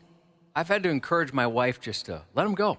She was somebody who held her sneezes in so much so that one of her eyes popped out. It was disgusting. Oh, no. I've been warned about that. Yeah, her eye popped out. That's what happened to Kirby Puckett. So I tell her, just go for it. And she does 90% of the time. There's about still 10% where she forgets. And it's weird because there's this big buildup. And that's all you get. Drives me crazy to watch my brother do it. He and I have been brothers for 53 years. And I've never seen the man sneeze. All right, here we go with farts and burps are supposedly something that women find embarrassing, but men don't actually care about. Oh, definitely. That's a given. That's incorrect. For me personally, I care. I do care about farts and burps at times, not all the time. but there are situations where I don't like them. I told you the story before. Me and a buddy playing pool in my basement years ago, just the two of us. And the dude just launched this insanely loud, horrible fart. and then leaned forward to take his shot for, his next pool shot. And I said, dude, what the hell was that? He looked at me like I was crazy. I said, that's disgusting, for Christ's sake. What's wrong with you? There are some situations where I don't like it. You certainly don't hold them in, though. Yeah, I know I don't. You should. Only with you, though. Oh, is that right? I assumed that was kind of like a thing with everyone. Oh, no. Does that say something about our relationship? I don't. Well, and I don't care one way or the other. As a matter of fact, there's some times where I have to comment like, that was textbook perfect. Yeah. There are certain times where you just couldn't do it any better. It's only when it's you and I. And I'm talking my entire personal life. Oh, I didn't know that. You're the only person that I freely break wind in front of because I know you don't care. Had you said on day one, dude, that's gross, don't do that, I wouldn't do it. No, it doesn't bother me. A buddy of mine accidentally farted on my mother-in-law's shawl at a party one time. Shawl? I've never heard of a fart shawl. Yeah. Well, it wasn't he created it. Yeah. I think he made it, so I understand why you haven't heard of one. He just developed it by accident. He tried to go into a corner of a room, didn't realize my mother-in-law's shawl was there, and unfortunately for her, she went to grab that thing, I'd say 10 to 15 seconds after he just fouled that up. Think he sat on it or something? No, he just kind of put his backside up against a chair. Just to mute? Yeah, just to kind of go in the corner. Yeah, right? yeah. Silencer action. And he didn't realize that there was a shawl there, and I was like, he just came up to me, he's like, oh my God, I just farted on someone's shawl. And I said, well, that's my mother-in-law's, and she doesn't deserve that. And that kind of material will hang on to that for days. Oh, yeah. Things that so apparently things that women find embarrassing but men don't actually care about. Okay, the next in the report was farts and burps. But I say, at least in my case, there are situations where I don't enjoy that kind of a thing. Their driver's license photo. I don't know if I've ever seen just a random girl's driver's license photo out of nowhere. How does that come to be? Well, it came up for me recently with a passport photo for my wife. We were going to Mexico for our honeymoon, so in advance she needed to renew her passport. It expired. So she goes to the pharmacy or wherever, and you can get a passport photo taken, and it was so bad. It was like comically bad. It didn't even look like her. When she brought it to go get at the DMV to get her passport renewed, they're like, that doesn't look like you. You're going to need to get a better photo. Like, the people at the airport aren't going to buy that's you. I don't know how it happened, but it was so comically horrible that they made her go and get it redone. What, do you agree? Who made her go get it redone? The people at the DMV, they're like, listen, like, if you get to customs, they might not think this is actually you. This looks nothing like you. I guess, yeah, I've said that before when handing my ID over when I'm on a date. Like, I don't know, that's been pretty common for... When you're on a date? Yeah, like handing your ID to, like, the bartender when you're sitting there, and then... And you don't want the dude to see it. Yeah, but usually they always do, and I'm like, yeah, that's a terrible photo. The dude meaning the dude you're on a date with. Yeah. Judge mine, my ID. Oh, I showed you my most recent driver's license photo, didn't I, Josh? What's happening with Josh's driver's license Why photo? do they want to make you look short? Well, I'm not that tall.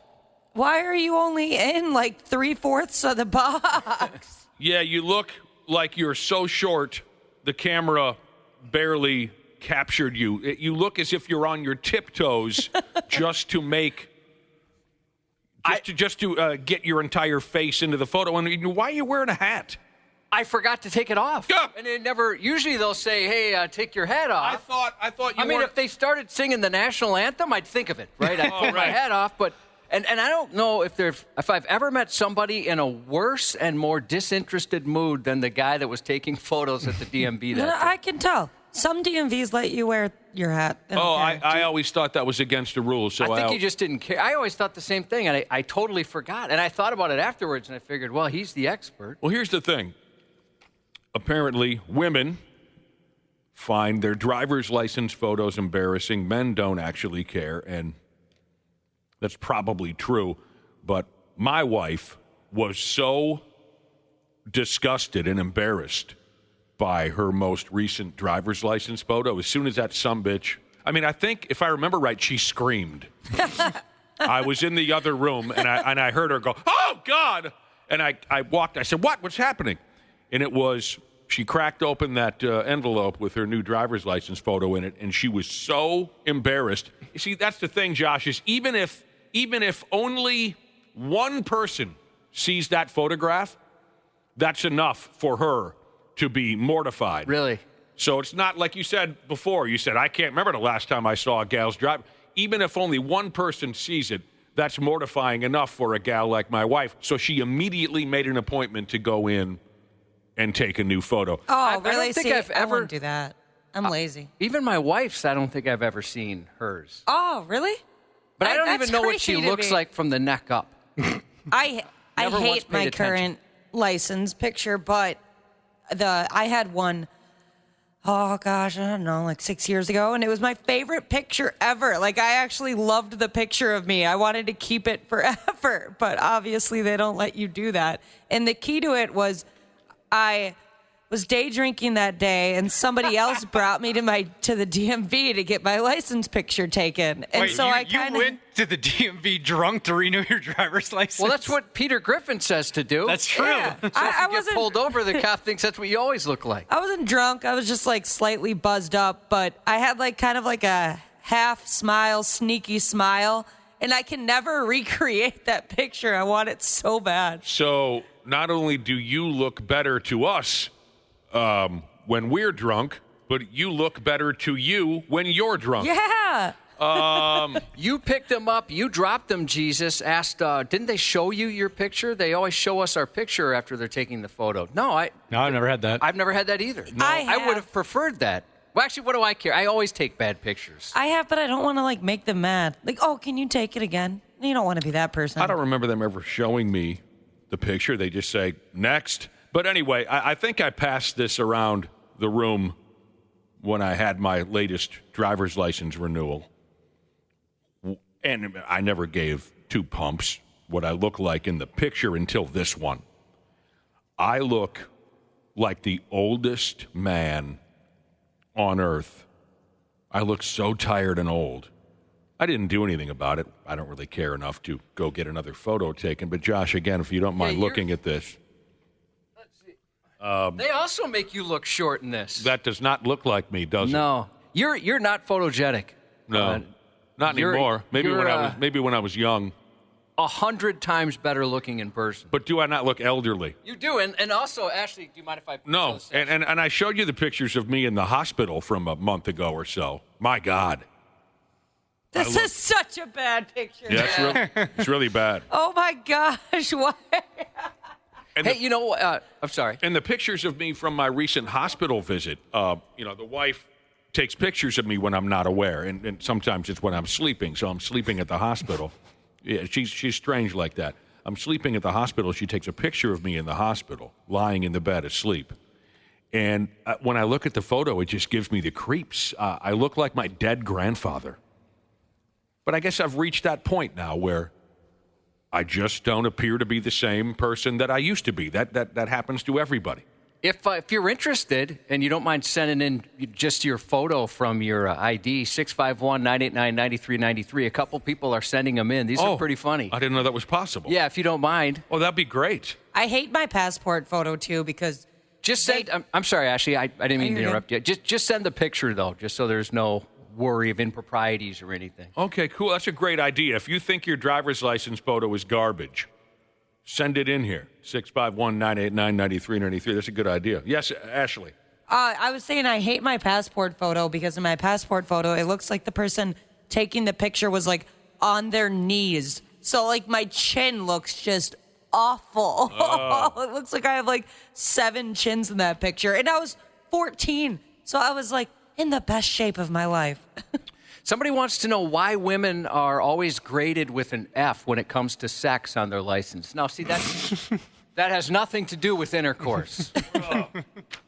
What else are we being told here? That women find these things embarrassing, dudes don't care. Acne. Well, it specifically says an acne flare-up, a bad one, or just a raging pimple. I'm sure some men care about that on women. Well, no one wants to walk around with some big, fat, red, irritated, pus-filled pimple on their face that everyone can see from across the room. I reverted to fourth grade. It would have been 2 days ago. My son came up and was asking me something, and he had a pimple on his forehead. Yeah. And all I did was I silently just pointed at it and didn't stop pointing at it. He moved around the room or whatever, and eventually he's like, knock it off, knock it off. That's funny. I didn't make any mention of it, but I kept pointing at it. And then I felt like kind of a dick afterwards, but at the time I thought it was pretty funny. You couldn't ignore it. No, I had to. I think everybody cares about that kind of a thing. Nobody wants to walk around town, especially once you hit a certain age. You don't want to be walking around town with some acne flare-up or one big fat pimple on your head. So I don't think I go along with that men don't care about that. Yeah, dudes are going to want to take care of that too. They don't want anyone walking up to them and saying, hey, man, you got to take care of that big pimple you got. That's embarrassing. Oh, I thought they meant like the woman has acne, but the men actually and she's embarrassed by it, but the man that she's with doesn't care that she has acne. Well, this isn't necessarily couples. This is just women, according to the report. Women find this to be embarrassing. Men don't care. That's the way I'm taking this. I don't think this is couples related. Oh, I just thought it was, I thought it was like the opposite sex actually doesn't care that women have acne. Maybe I don't know what I'm talking about. Yeah, what are we saying now? Like a girl would worry about a guy thinking, oh, my God, she's got pimples, but guys are saying, we don't care. We're not too worried about it. We don't care if our women see us with a giant pimple? Other way around. All right, I'm not getting this anymore. Like Ashley might be super embarrassed about having pimples. Yes. And we'd say, guys don't care about that, Ashley. Does that make any sense to you? Oh. Magic filmmaker Jesus, take a look. He sent us a whole bunch of his pictures over the years. His are great. They let him get away with some pretty funny faces. He said he had to take his grills out. One time he had grills, they wouldn't go for that. Oh, this guy has fun. Yeah, I love that. Cute. What? Somebody says their son, as a second grader, got his first pimple. What? Well, that's pretty friggin' early. They're going through puberty a lot earlier. Oh, yeah. Second grade. Second grade. You're 8. That sucks. Well, there's such thing as baby acne. Oh, I didn't know that. Oh, is it really? Yep. What, have you been reading books here lately, getting ready for everything? Got to read the books. Have you really read the now books? I don't know how to deliver the rest of this report. Oh, you were doing fine. I even though you didn't fully understand it, you were doing fine. Scars, stretch marks. Stretch marks isn't a thing. Scars, stretch marks, cellulite. Yeah, that's things something that women find embarrassing, men don't actually care about. I am very self-conscious about that. Like to the point where I have like a 4-step lotion routine that I do twice a day so that I can prevent stretch marks. Wouldn't that be something? You sit there all day saying, wait a minute, was it a 2-step lotion that I do 4 times a day or a 4-step lotion that I do 2 times a day? It is really exhausting. And there's like do a you correct keep order to go in. Do you keep a bulletin board checklist up on the wall or anything? It sounds very confusing. It can be, but hopefully it's worth it in the end. FUPS makes the report. I like a little belly. Uh-oh. Everybody's looking at me funny. What? We weren't looking at you funny. Oh, okay. No, not at all. I was just listening to you. I don't mind that at all. Women care about their FUPS. Are we allowed to say the other? Probably not. No, don't say the other one. I don't know. That's why I got confused. I almost corrected you. Oh, no. Did you say it wrong? No, you're going to go with the one that Nick and I don't think is necessary. No, this is a big sticking point with Josh and I, and it has been for years. It was totally unnecessary. For whatever reason. You didn't have to add to it. It was perfect. Yeah. Why did people start calling it a FUPA? That's the only one I've ever heard. I didn't know what you were talking about when you said FUPS. Yeah, I had no clue. Back in our day, it was just a FUP. Yeah, because you younger people, I guess because you're not as bright as we older people are, you thought you needed another A at the end to be more specific over what we were talking about. It's simply a FUP. Yeah, you don't have to add the area. Area? What the hell was that? Was totally unnecessary, and you screwed it up and you made it confusing, you I younger don't know. people. When I look up FUP, nothing comes up. Right, because young people run the internet. Yeah, the other one that I'm afraid to say that begins with a G, the first time I heard that, I fell on one knee. I don't think I know what you're talking about. No, I don't either. It's borderline violent. It is. I'll write it for you. It's good, but it's not good. If you know it, I wonder if that was your reaction, too. I thought, oh, my God, I'll never be the same. So women care if they have a little bit of a tummy pouch or a belly. Dudes, we don't care. Nah, we don't care. That's good to know. Oh, sorry, Ashley. Eating a lot. What are we doing now? Oh, I love that. Where are you going? You're handing Ashley What? I've never heard this word before. What do you think? That's so odd. Yeah, I don't think we could say that. That No, doesn't we're not seem going to right. say that. I can't say that one. Josh just passed Ashley the alternate term for FUP. And the all-knowing brother and sisterhood, they definitely know what we're talking about. Yeah. I sent you a chat, Dana.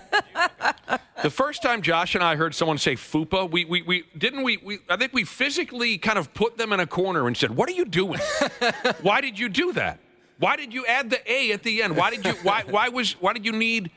think it was necessary for the word area to be included in this perfect slang term?" And they were completely shocked. They're like, "Who are you guys? Why are you on my case about this?" And we said it's wrong what you've done. When you guys get a chance, check out Bug-Eye Wagon Jesus. His are great. Man, he's got some cool hair. Okay, what are we checking out? His ID photos. Okay, I'll have to get to that. I'm very excited about that. Thank you again for sharing those with us, everybody. If your driver's license photo is ridiculous and you don't mind sharing it with us, right, our number is 651-989-9393. That's very exciting. There are people texting in who don't know the G word. All right, yeah, I'm texting back. Hopefully that's okay that we can. If you want to know, I'll text you back. Cubby's going as fast as he can. All right, apparently something else that women find embarrassing, men don't care, eating a lot. Josh, I love that. Has said before, there's something about a woman who, you say it, because I don't know exactly how you'd like it said. Well, I just like a woman that's not afraid to eat. And I dated a girl, the tiniest girl you can imagine of age. And she could eat like no one else. You know her, Nick. You dated her best friend. You know, the two of us. Oh, sure. Dated these girls. The one you had was not all there. Anyway. Yeah, she was a little goofy. But she was not necessarily sloppy eating, but just they're not afraid to eat. Yeah, she wasn't. I guess she was kind of a sloppy eater. Oh, see, I can't stand that from anybody. Big eater. Man or woman, I can't stand messy eaters. All right, I'm going to do my best to get back. I guess there's a lot of people that don't know the G. There are so many text messages coming in. Maybe you guys could help. I'm going to do my best to get back to everyone. Coffee needed Jesus. She's somebody I already responded to with the G word. She wrote OMG, and then she followed up with, "That's horrid and hilarious at the same time." Yeah. That's the best way to put it. We're talking about the alternate term to FUP. It begins with a G. Some of you know it, some of you don't. I'm sorry. I thought it was more well-known. Yeah, I will. I'm getting back to as many as I can here. So speaking of eating a lot, last Friday night, didn't you trade text messages with my wife last Friday night, Jeff? Oh, yeah, that was so funny. She was all upset with me. She's one of the funniest people I've ever met. She thinks she's funny. We went out to dinner, the wife and I. And I forgot about that. I'm trying to remember what I did wrong exactly, but, oh, God, it was great. We went to this Mexican restaurant. Oh, I think I remember what happened now. She had a margarita in front of her, and we had dinner. And then she said something to me like, "Boy, I don't even know if I can finish this margarita." And I said, "Well, it's probably because you ate so much." And she reacted like this. She went, I can't even do it. Yeah, she was shocked enough to text me. I think at least what she told me was that she was surprised she wasn't feeling it. Oh, that's it. Yeah, she had a margarita, and she mentioned to you, I'm kind of surprised. I thought I would have been feeling it. And you said, well, maybe it's because you ate so much. Yeah. Oh, no, man. And she went, oh. That would have been my reaction, too. Oh, am I fat now? I'm just a big eating machine. I'm fat. What are you trying to say? She was joking, of course, but... Oh, that's hilarious. Yeah, That's something. It would never ever cross my mind how much the other person is eating. If we're, if it's me and Dana going out to lunch, I would never, or if it's me and my wife, I would never notice how much they're eating. But I would certainly notice their manners. I notice how much people eat. Do you really? Yeah, but that is because I struggled with an eating disorder when I was younger, and so I've always kind of just monitored people's eating habits a little too closely. Sure. I know you well enough to know that in no way were you trying to be of course not. Disrespectful. You weren't saying that at all. No. You were being logical. Yeah, you were just saying, well, this must be it. You wiped out those 3 burritos, 1 enchilada, and 4 tacos. That might have been what was soaking up all that booze. Yeah, you filled up on the chips for the table. Yum. Yeah. Oh, the chips were good. Oh, were they? Oh, God, I love that. Yeah. That was so funny that it bothered her enough that she texted. She texts. Josh is now her go-to friend on the text machine whenever she has, some drama like, OMG, you're not going to believe what happened at the grocery store today. She tells these things to Josh. You two are just tight girlfriends now. I know, yeah. She's my favorite girlfriend. Cute. The 93X Half-Assed Morning Show. Well, if it isn't our wonderful podcast listener, the ones that all of us on Hams love the most. Dana here to give you a little gentle reminder to hit up our friends at Standard Heating and Air Conditioning and tune up that AC before it fully turns into crotch soup season. June through August are Standard's busy season for getting AC units up to snuff, so get ahead of the curve and have them ensure you don't have a summer where you pit out every shirt you own. Book in May during their pre-summer heat savings event, and you'll beat the rush and save yourself some walking around money. Call Standard Heating today or visit standardheating.com. Enjoy the show. We sincerely appreciate you checking us out each and every day. This episode is brought to you by Progressive Insurance. Do you ever think about switching insurance companies to see if you could save some cash? Progressive makes it easy. Just drop in some details about yourself and see if you're eligible to save money when you bundle your home and auto policies. The process only takes minutes, and it could mean hundreds more in your pocket. Visit Progressive.com after this episode to see if you could save. Progressive Casualty Insurance Company and Affiliates. Potential savings will vary. Not available in all states. Hey there, I'm Paula Pant, host of the Afford Anything podcast. I help people make the smartest money decisions possible. You should not do the 401k loan. Reason number 4,872. Are we heading for a recession? You'd be shocked. Dumping it into the house? Invest in flipping houses. Mathematically the better option. Paula Pant's really keeping us in business. Because face it, money's too important to wing it. Review your budget. Take the reins. Sharpen your skills. Do the things. Start a side hustle. That will affect your life. Right. Afford Anything. Follow and listen on your favorite platform. Half-Assed Morning Show. 93X. Welcome to the show, Dr. James Parnell, otherwise known as Pickleball Parnell, or Dr. PG. Says, good morning, brother. Good morning. Good to see you again. Good to see you, too. You look like you've gotten some sun. Really? No, yeah. I don't think so. Is it blood pressure? Are you angry? Well, I'm always angry.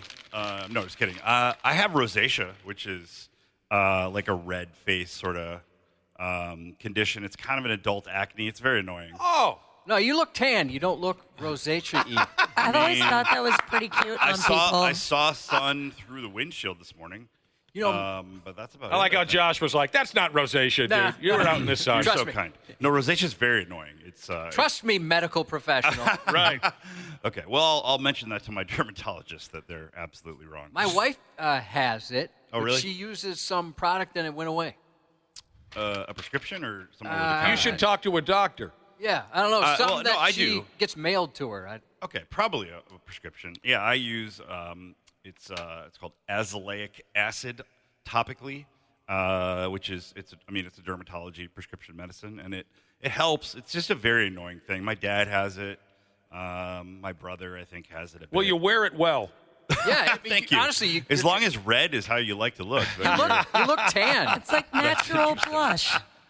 Great. Signs, how about we start with signs of a concussion for adults, because Cubby hit his head earlier, and we were a little worried about him. Signs of a concussion for an adult. And one other question, is it true that if you think they've rung their bell well enough, that they should not go to sleep? That's what we always heard. If you ring your bell, don't go to sleep because you'll wake up dead. Yeah, I mean, the signs of concussion it varies tremendously.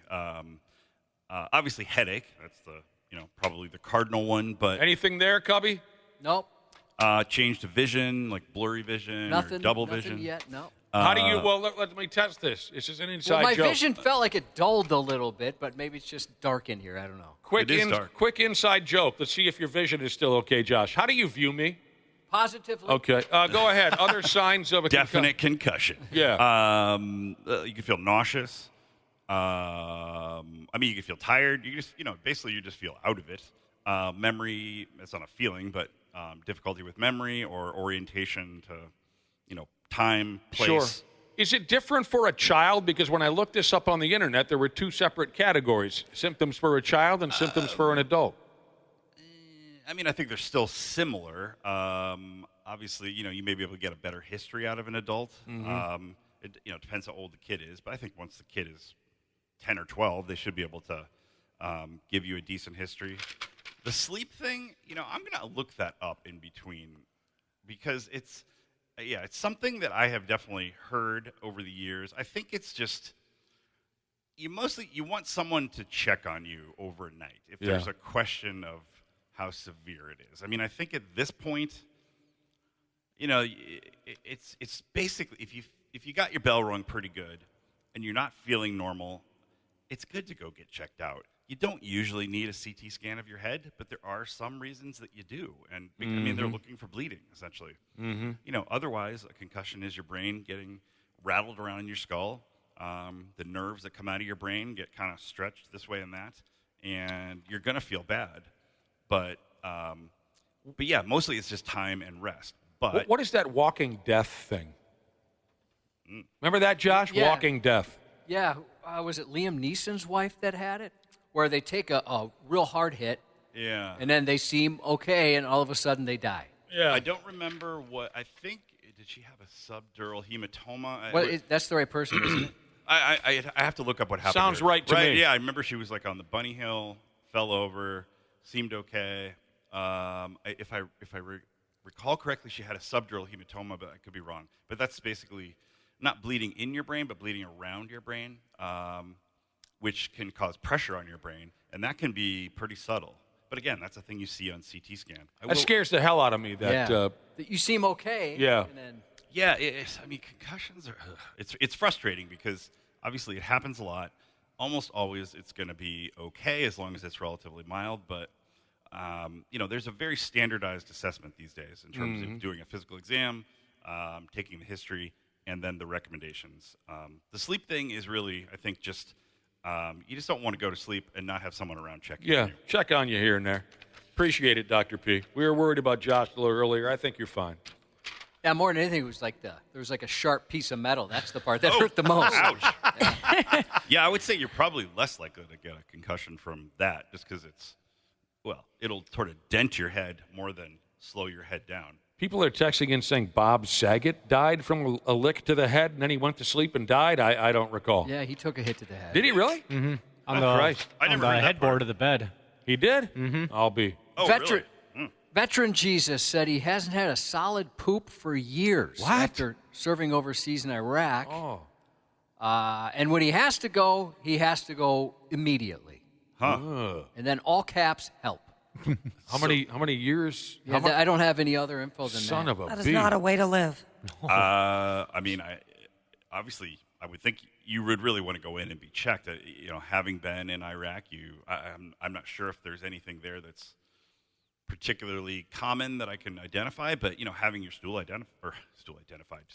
having a stool study. That's yours. Whose stool is it? Yeah, that's stool for sure. Oh, hey, that's not mine. Having a stool culture and trying to see if there's any parasites or something. Because I'm thinking bugs. I mean, if it has nothing to do with that, then did you say how old? Well, let's see. Iraq. So, boy, he probably is older then, right? Maybe you can get back to us and tell us more. I mean, there's so many things. Thyroid problems can cause diarrhea. There's all sorts of. There's ulcerative colitis. There's Crohn's disease. Those tend to have not just loose stool, but blood in the stool. There's a thing called microscopic colitis. Some of those are identified on colonoscopy. So if he's 50, Code Brown 24/7, or Cubby. even 45, he should be getting this checked out to have a colonoscopy too. But Boy, that Crohn's disease, we worked with a guy who had that, and that was no joke. No joke. It is no joke. Fortunately, there are some really pretty amazing medicines now that have come out, I don't know, maybe the last 10 years that really do modulate the immune system and can get it under control without having to be on prednisone. Because a lot of those people with ulcerative colitis had to be on high-dose prednisone, which is a steroid, it's a great thing for conditions in the short term, but having to stay on it long term, you get kind of bloated and you kind of go crazy, you don't sleep. I'll tell you what, the dude who had Crohn's that we used to work with, I gotta say, I don't think I ever saw him sprinting for the bathroom, but you could hear it from across the room. Especially when he was stressed. You could hear his stomach gurgling. And this may not have been related. I just always assumed it was. During stressful meetings and whatnot, you could hear his stomach burr, that kind of thing. I always thought it was related, but I don't know. He might have had some irritable bowel, too. Dude. The old Ibs. Did you ever see him running for the bathroom? Just when they laid him off. Oh, Veteran my Jesus God. Ouch. Said, true story. Veteran Jesus at 42 years old, healthy otherwise, no blood in poop, LOL. So that's the response here. Okay. Yeah, Does that change what you're thinking at all? Well, not necessarily. I mean, I think getting in to talk to somebody, again, having, it's called stool culture, and for ova and parasites, O&P, and probably the doc would just need to look up Iraq and see if there's any other odd things that maybe need to be screened for. Sure. But if you have persistent diarrhea for years and you don't find anything treatable with, antibiotics or antiparasitics, then usually a colonoscopy to see what's going on. All right. While we're in that general neighborhood, ask Dr. P. This next text message begins. I started taking Ozempic for my diabetes, and it gave me the worst gas ever. Is there something I could take for that? Have you heard of that as a side effect? Well, so Ozempic is one of the GLP-1 medications. Does that sound familiar at all to anybody? No. Yeah. So it's, this class of weight loss medicines that are also, some of them can be, most of them can be used for diabetes and or weight loss. Some of them are approved for one or the other. Right. But Ozempic, what is it called? Mounjaro, I think. I don't know the brand names. But they, so that's what a lot of celebrities are using these days. Right, I've heard the stories. Yeah. But they are notorious for having a lot of gastrointestinal side effects. Oh. All those types of drugs? All of them. They do a number of things. They do some endocrine things that can kind of help curb your appetite. They slow gastric emptying. So if you eat, you hopefully get a full sensation quicker because it's sort of sitting in your stomach. But it does slow down transit through the intestines too. So people can get constipation or even, severe constipation, bowel obstruction, things like that. So the doses started very low, usually for a month or two and then gradually increased. So gassiness is what they said? Yeah. So, again, it may not be a big deal, but it's definitely important to talk to whoever's prescribing it for you to make sure that they know that's going on. Go to a social event, you're walking out of the room every 5 minutes. Yeah, right. That doesn't sound worth it to me. So, if you see a thin person leaving the room, that's probably what they're on. You just dose them? Just forget about it? Just dose them and let them deal with it instead of walking out of the room? Right. But it's, I think a lot of people who are on that need to be on sort of things to help prevent constipation, like healthy fiber diets. Okay. Maybe some Miralax, which can kind of help move things through. Wow. So you look great. You've lost weight, but it sounds like kind of a battle to keep everything evened out. I think, people struggle with it at first, and my understanding is it gets better a few months in, and it's an area that has just exploded in the last couple of years. This category of medicine, some early ones have been around for 10 years, but the early ones didn't quite have as much weight loss. It's opened up a whole world of... Sure. And they're hard to get because... Everybody wants it. Everybody in Hollywood is on it. Ozempic, I thought that was for people who had diabetes. It is. And now some people with diabetes are like, hey, I need that, and I can't get it. It is a problem. I think. That's the story I hear. 2 pumps and a squeeze. Jesus texted in to say, I like modulating my immune system. My farts are auto-tuned now. I'm not sure what he means by that, to be totally honest with you, but he said fart, so I went with it, Ashley. More Yeah. You know, I just went for it. I get it. More espresso, less depresso, Jesus.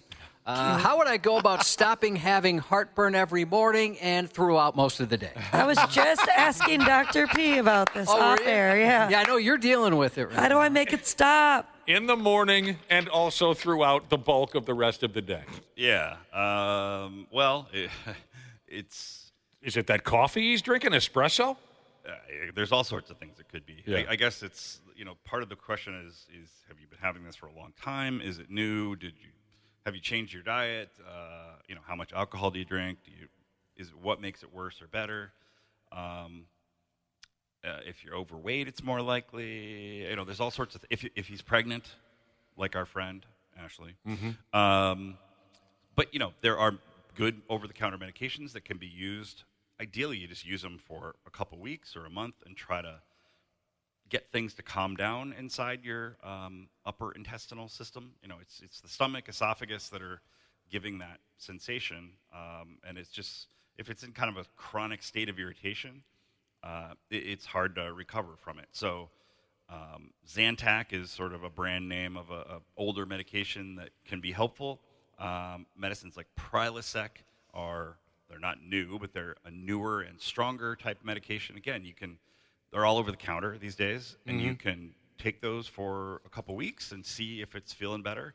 Ashley, some people say that milk will help heartburn. Yeah, I've tried that. What have it's you not tried? doing the job. Milk. You've tried milk? What kinds of milk? guys- Just regular milk, like skim milk? Regular milk. Regular milk, because chocolate milk can make it worse. Have you guys ever had milk. a GI cocktail before? A GI cocktail? No. Oh my gosh, it's the best thing that's ever been created by Does science. that stand for gastrointestinal? Yeah, Yes, and yeah. it has, is it called lidocaine in it? It does. Yeah, so it like numbs and cools your throat when you have acid reflux. Okay. And it's literally just the best thing ever. Would you say, Dr. P, that heartburn is a young person's issue for the most part? Because I always talk about how I had bad heartburn when I was like 23 to 27, and then it went away, and I almost never have it. And whenever I tell that story, a lot of other people say, oh, yeah, it beat me up when I was young, too, and then it subsided. That's interesting. That's the experience I've had, at least. Most people I know are old. Because we're eating terrible things, we're drinking and falling down and having random encounters with women. It may be. It gives you heartburn. Yeah, you get heartburn from that. When their boyfriend shows up in the morning, you got to get out of there. Plus the stress. Right. It is. I think it probably is different reasons for an adult. Okay. A young adult, there is probably more behavioral. For an older adult, it may be more of a chronic condition. Okay. What were we just saying? Oh, the GI cocktail. I mean, that's something that's used like in urgent care or the emergency room. If somebody comes in with pain and you're sort of saying, is it their heart or is it their gastrointestinal system? A GI cocktail is liquid Benadryl with Maalox and sometimes with a little bit of lidocaine, which is an anesthetic. You slug that down. If the pain goes away immediately, that would suggest that it's in your esophagus or stomach. It's not diagnostic, but it's helpful. Can you buy this over the counter? You don't. Tried. We don't really recommend treating with it. Yeah. I mean, it's kind of just mixing that with gin some night out in the fish house. Or You have something. no, I've pleaded with them. Like, can I get some? You to want it take real home, bad. I mean, you please? can use Yeah. some Maalox, which. All right. Yeah. I've been so lucky. I had it once. I can't believe how miserable it is. Heartburn. I feel for people. You've only who- had it once? Just once. Wow. I got a combo of that and acid reflux. You went to Chipotle 3 times a day for 7 years, and you've only had heartburn once? I have a cast iron stomach. I for the guess most so. part. It was just one time, and it was absolutely miserable. Even with your 2 liters of Mountain Dew Yeah. every morning. That's I think I've impressive. made myself immune. Probably, yeah. You have. Yeah, Dr. P. Jesus is up in this pig. And we have a few more questions for the guy from our wondrous listening audience. 651-989-9393 is how you can reach us via a text message. Dr. P., I'm not sure what to make of this. I'm a 22-year-old male. I've been working out for years, and I want to pursue enhanced bodybuilding, in parentheses, steroids and stuff. What steps should be taken to do this the right way? Call your brother. I eat and train right. I have done blood work in the past, but not recently. Is this individual asking you how to safely take steroids? I'm not sure what to make of this. That is what it sounds like. Yeah. It appears that way. I will admit I am not familiar with any safe way to do that. I mean, it's not. I would say it is not.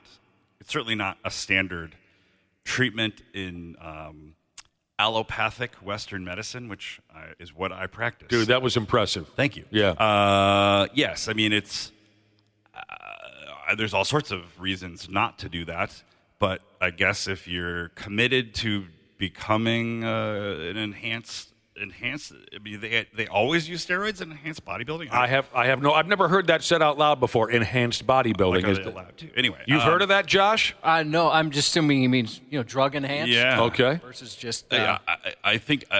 So my advice would be don't do that. Yeah. If you're gonna do that, I guess try to seek out somebody who knows what they're doing so that you can do it sort of safely. But I mean, it just.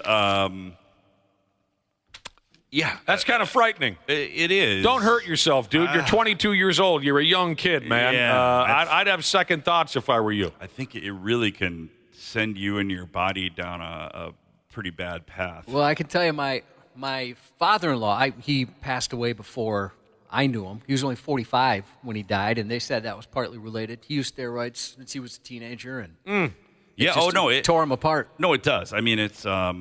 Again, I mentioned prednisone before, which people with ulcerative colitis can end up on or used to before all these new medicines. It's a catabolic steroid. Sorry, catabolic instead of anabolic, so it doesn't build up your muscles, but it also has tremendous side effects. And yeah, I mean, steroids, they may build muscle, but they do accelerate heart disease and I think deterioration of your whole body. I mean, it's sort of a shooting star gonna burn bright and fade fast. Don't do that, kid. Yeah. I mean, did Arnold Schwarzenegger do steroids? Well, they said HGH, they claim. Both he and I'm Sylvester sure he was Stallone. sprinkling that on his I'm sure it was everything. on his Cocoa Puffs. I would think there's no way to be like that. So. Oh, God. Another gym-related question from Vacation Jesus. What can I take instead of ibuprofen every day for inflammation? I'm fit in my early 30s. I've been taking it every day for about 5 years. Anacin. I mean, steroids? That's yeah, right. Let's connect the last two people. I mean, I guess I'm wondering what he's thinking he needs it for. If he said he's healthy. Inflammation, he said. Well, I mean, what's he talking about there? Oh. I mean, so I'm not sure what he's perceiving as inflammation. Like, truly, does he have swelling of joints and things like that? I mean, if you have true swelling and heat of multiple joints, you could have rheumatoid arthritis or something odd going on. If it's just sort of aches and pains related to working out, it's not necessarily inflammation. A non-ibuprofen alternative for pain is Tylenol. It's not an anti-inflammatory, but it helps with, minor aches and pains just as well as ibuprofen. So that, I guess it would require a conversation. Like, what makes you think you're having inflammation? Okay. You ever heard of GERD?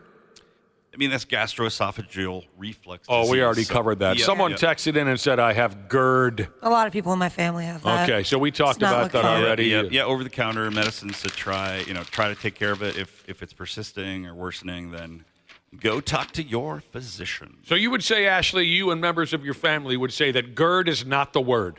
It is not. Not the word, dude. Not at all. Here's a person with ears that have been ringing for a few days.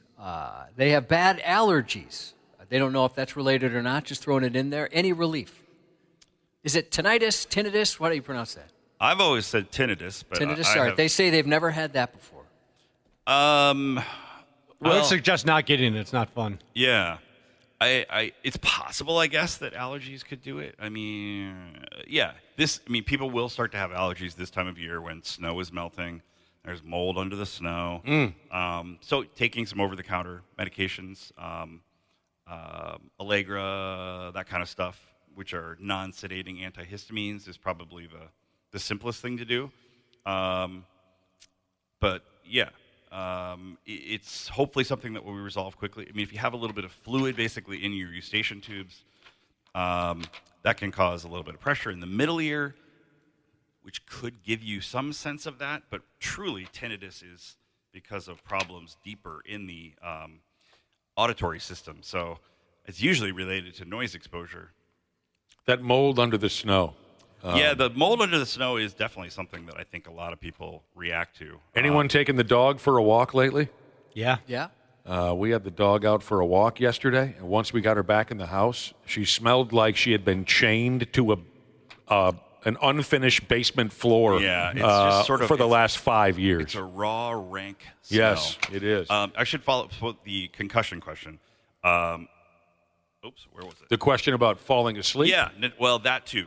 Okay. Basically, that's sort of myth. I mean, it's not, you can sleep, and it's really just that people can't assess you when you're asleep.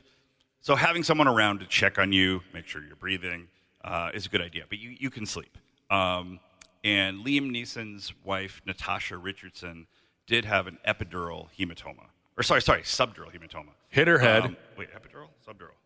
We don't know the difference. Epidural, subdural? Subdural. I thought it was subdural hematoma. But so basically she had a little bit of delayed bleeding around the brain, caused pressure, and that is something that can happen. And it can happen a couple days later, I believe. So that's the thing. If you have a concussion, there's sort of the symptoms you worry about immediately that require evaluation potentially, but over the next couple days, you do want someone checking on you regularly. I don't like it at all. What? The I'm idea gonna go crazy, dude. Of hitting your head, walking around for 2 days, and then you die? No, Josh. What? What about Josh? Stop. What? Could you guys really not hear that? No. I could hear Really? it. I heard all 3 times. Oh, you should have been able to hear that for sure. First time, I thought I was going crazy. I just did it for a second, just so people go, Do it again. Oh, I heard that. I literally don't. You don't? You got to get your ears checked. Dude, go to a doctor. Yeah. There was a high-pitched noise like we all had tinnitus. Yeah, that's 10,000 hertz. You should be able to hear that. One more time. Here we go. Hold on.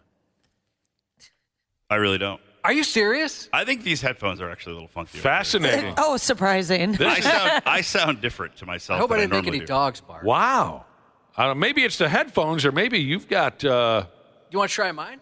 Well, actually, something. you know what? Forget it. People don't want to hear Okay, it. yeah. I was wondering why you were writhing in your chair over there. Yeah, Ashley. I can't do I didn't that. notice it at first. I mean, maybe I need to get my hearing checked. I guess so. You definitely should have heard that. Oh. Dr. P, thank you very much. What? Oh, no. Okay. Thank you very much for always being helpful with our listening audience, and we'll see you in a couple you're weeks. too kind. Thank you. Yeah, Yes. great to see you, buddy. 93X Half-Assed Morning Show. 93. Well, if it isn't our wonderful podcast listener, the ones that all of us on Hams love the most. Dana here to give you a little gentle reminder to hit up our friends at Standard Heating and Air Conditioning and tune up that AC before it fully turns into crotch soup season. June through August are Standard's busy season for getting AC units up to snuff, so get ahead of the curve and have them ensure you don't have a summer where you pit out every shirt you own. Book in May during their pre-summer heat savings event, and you'll beat the rush and save yourself some walking around money. Call Standard Heating today or visit standardheating.com. Enjoy the show. We sincerely appreciate you checking us out each and every day.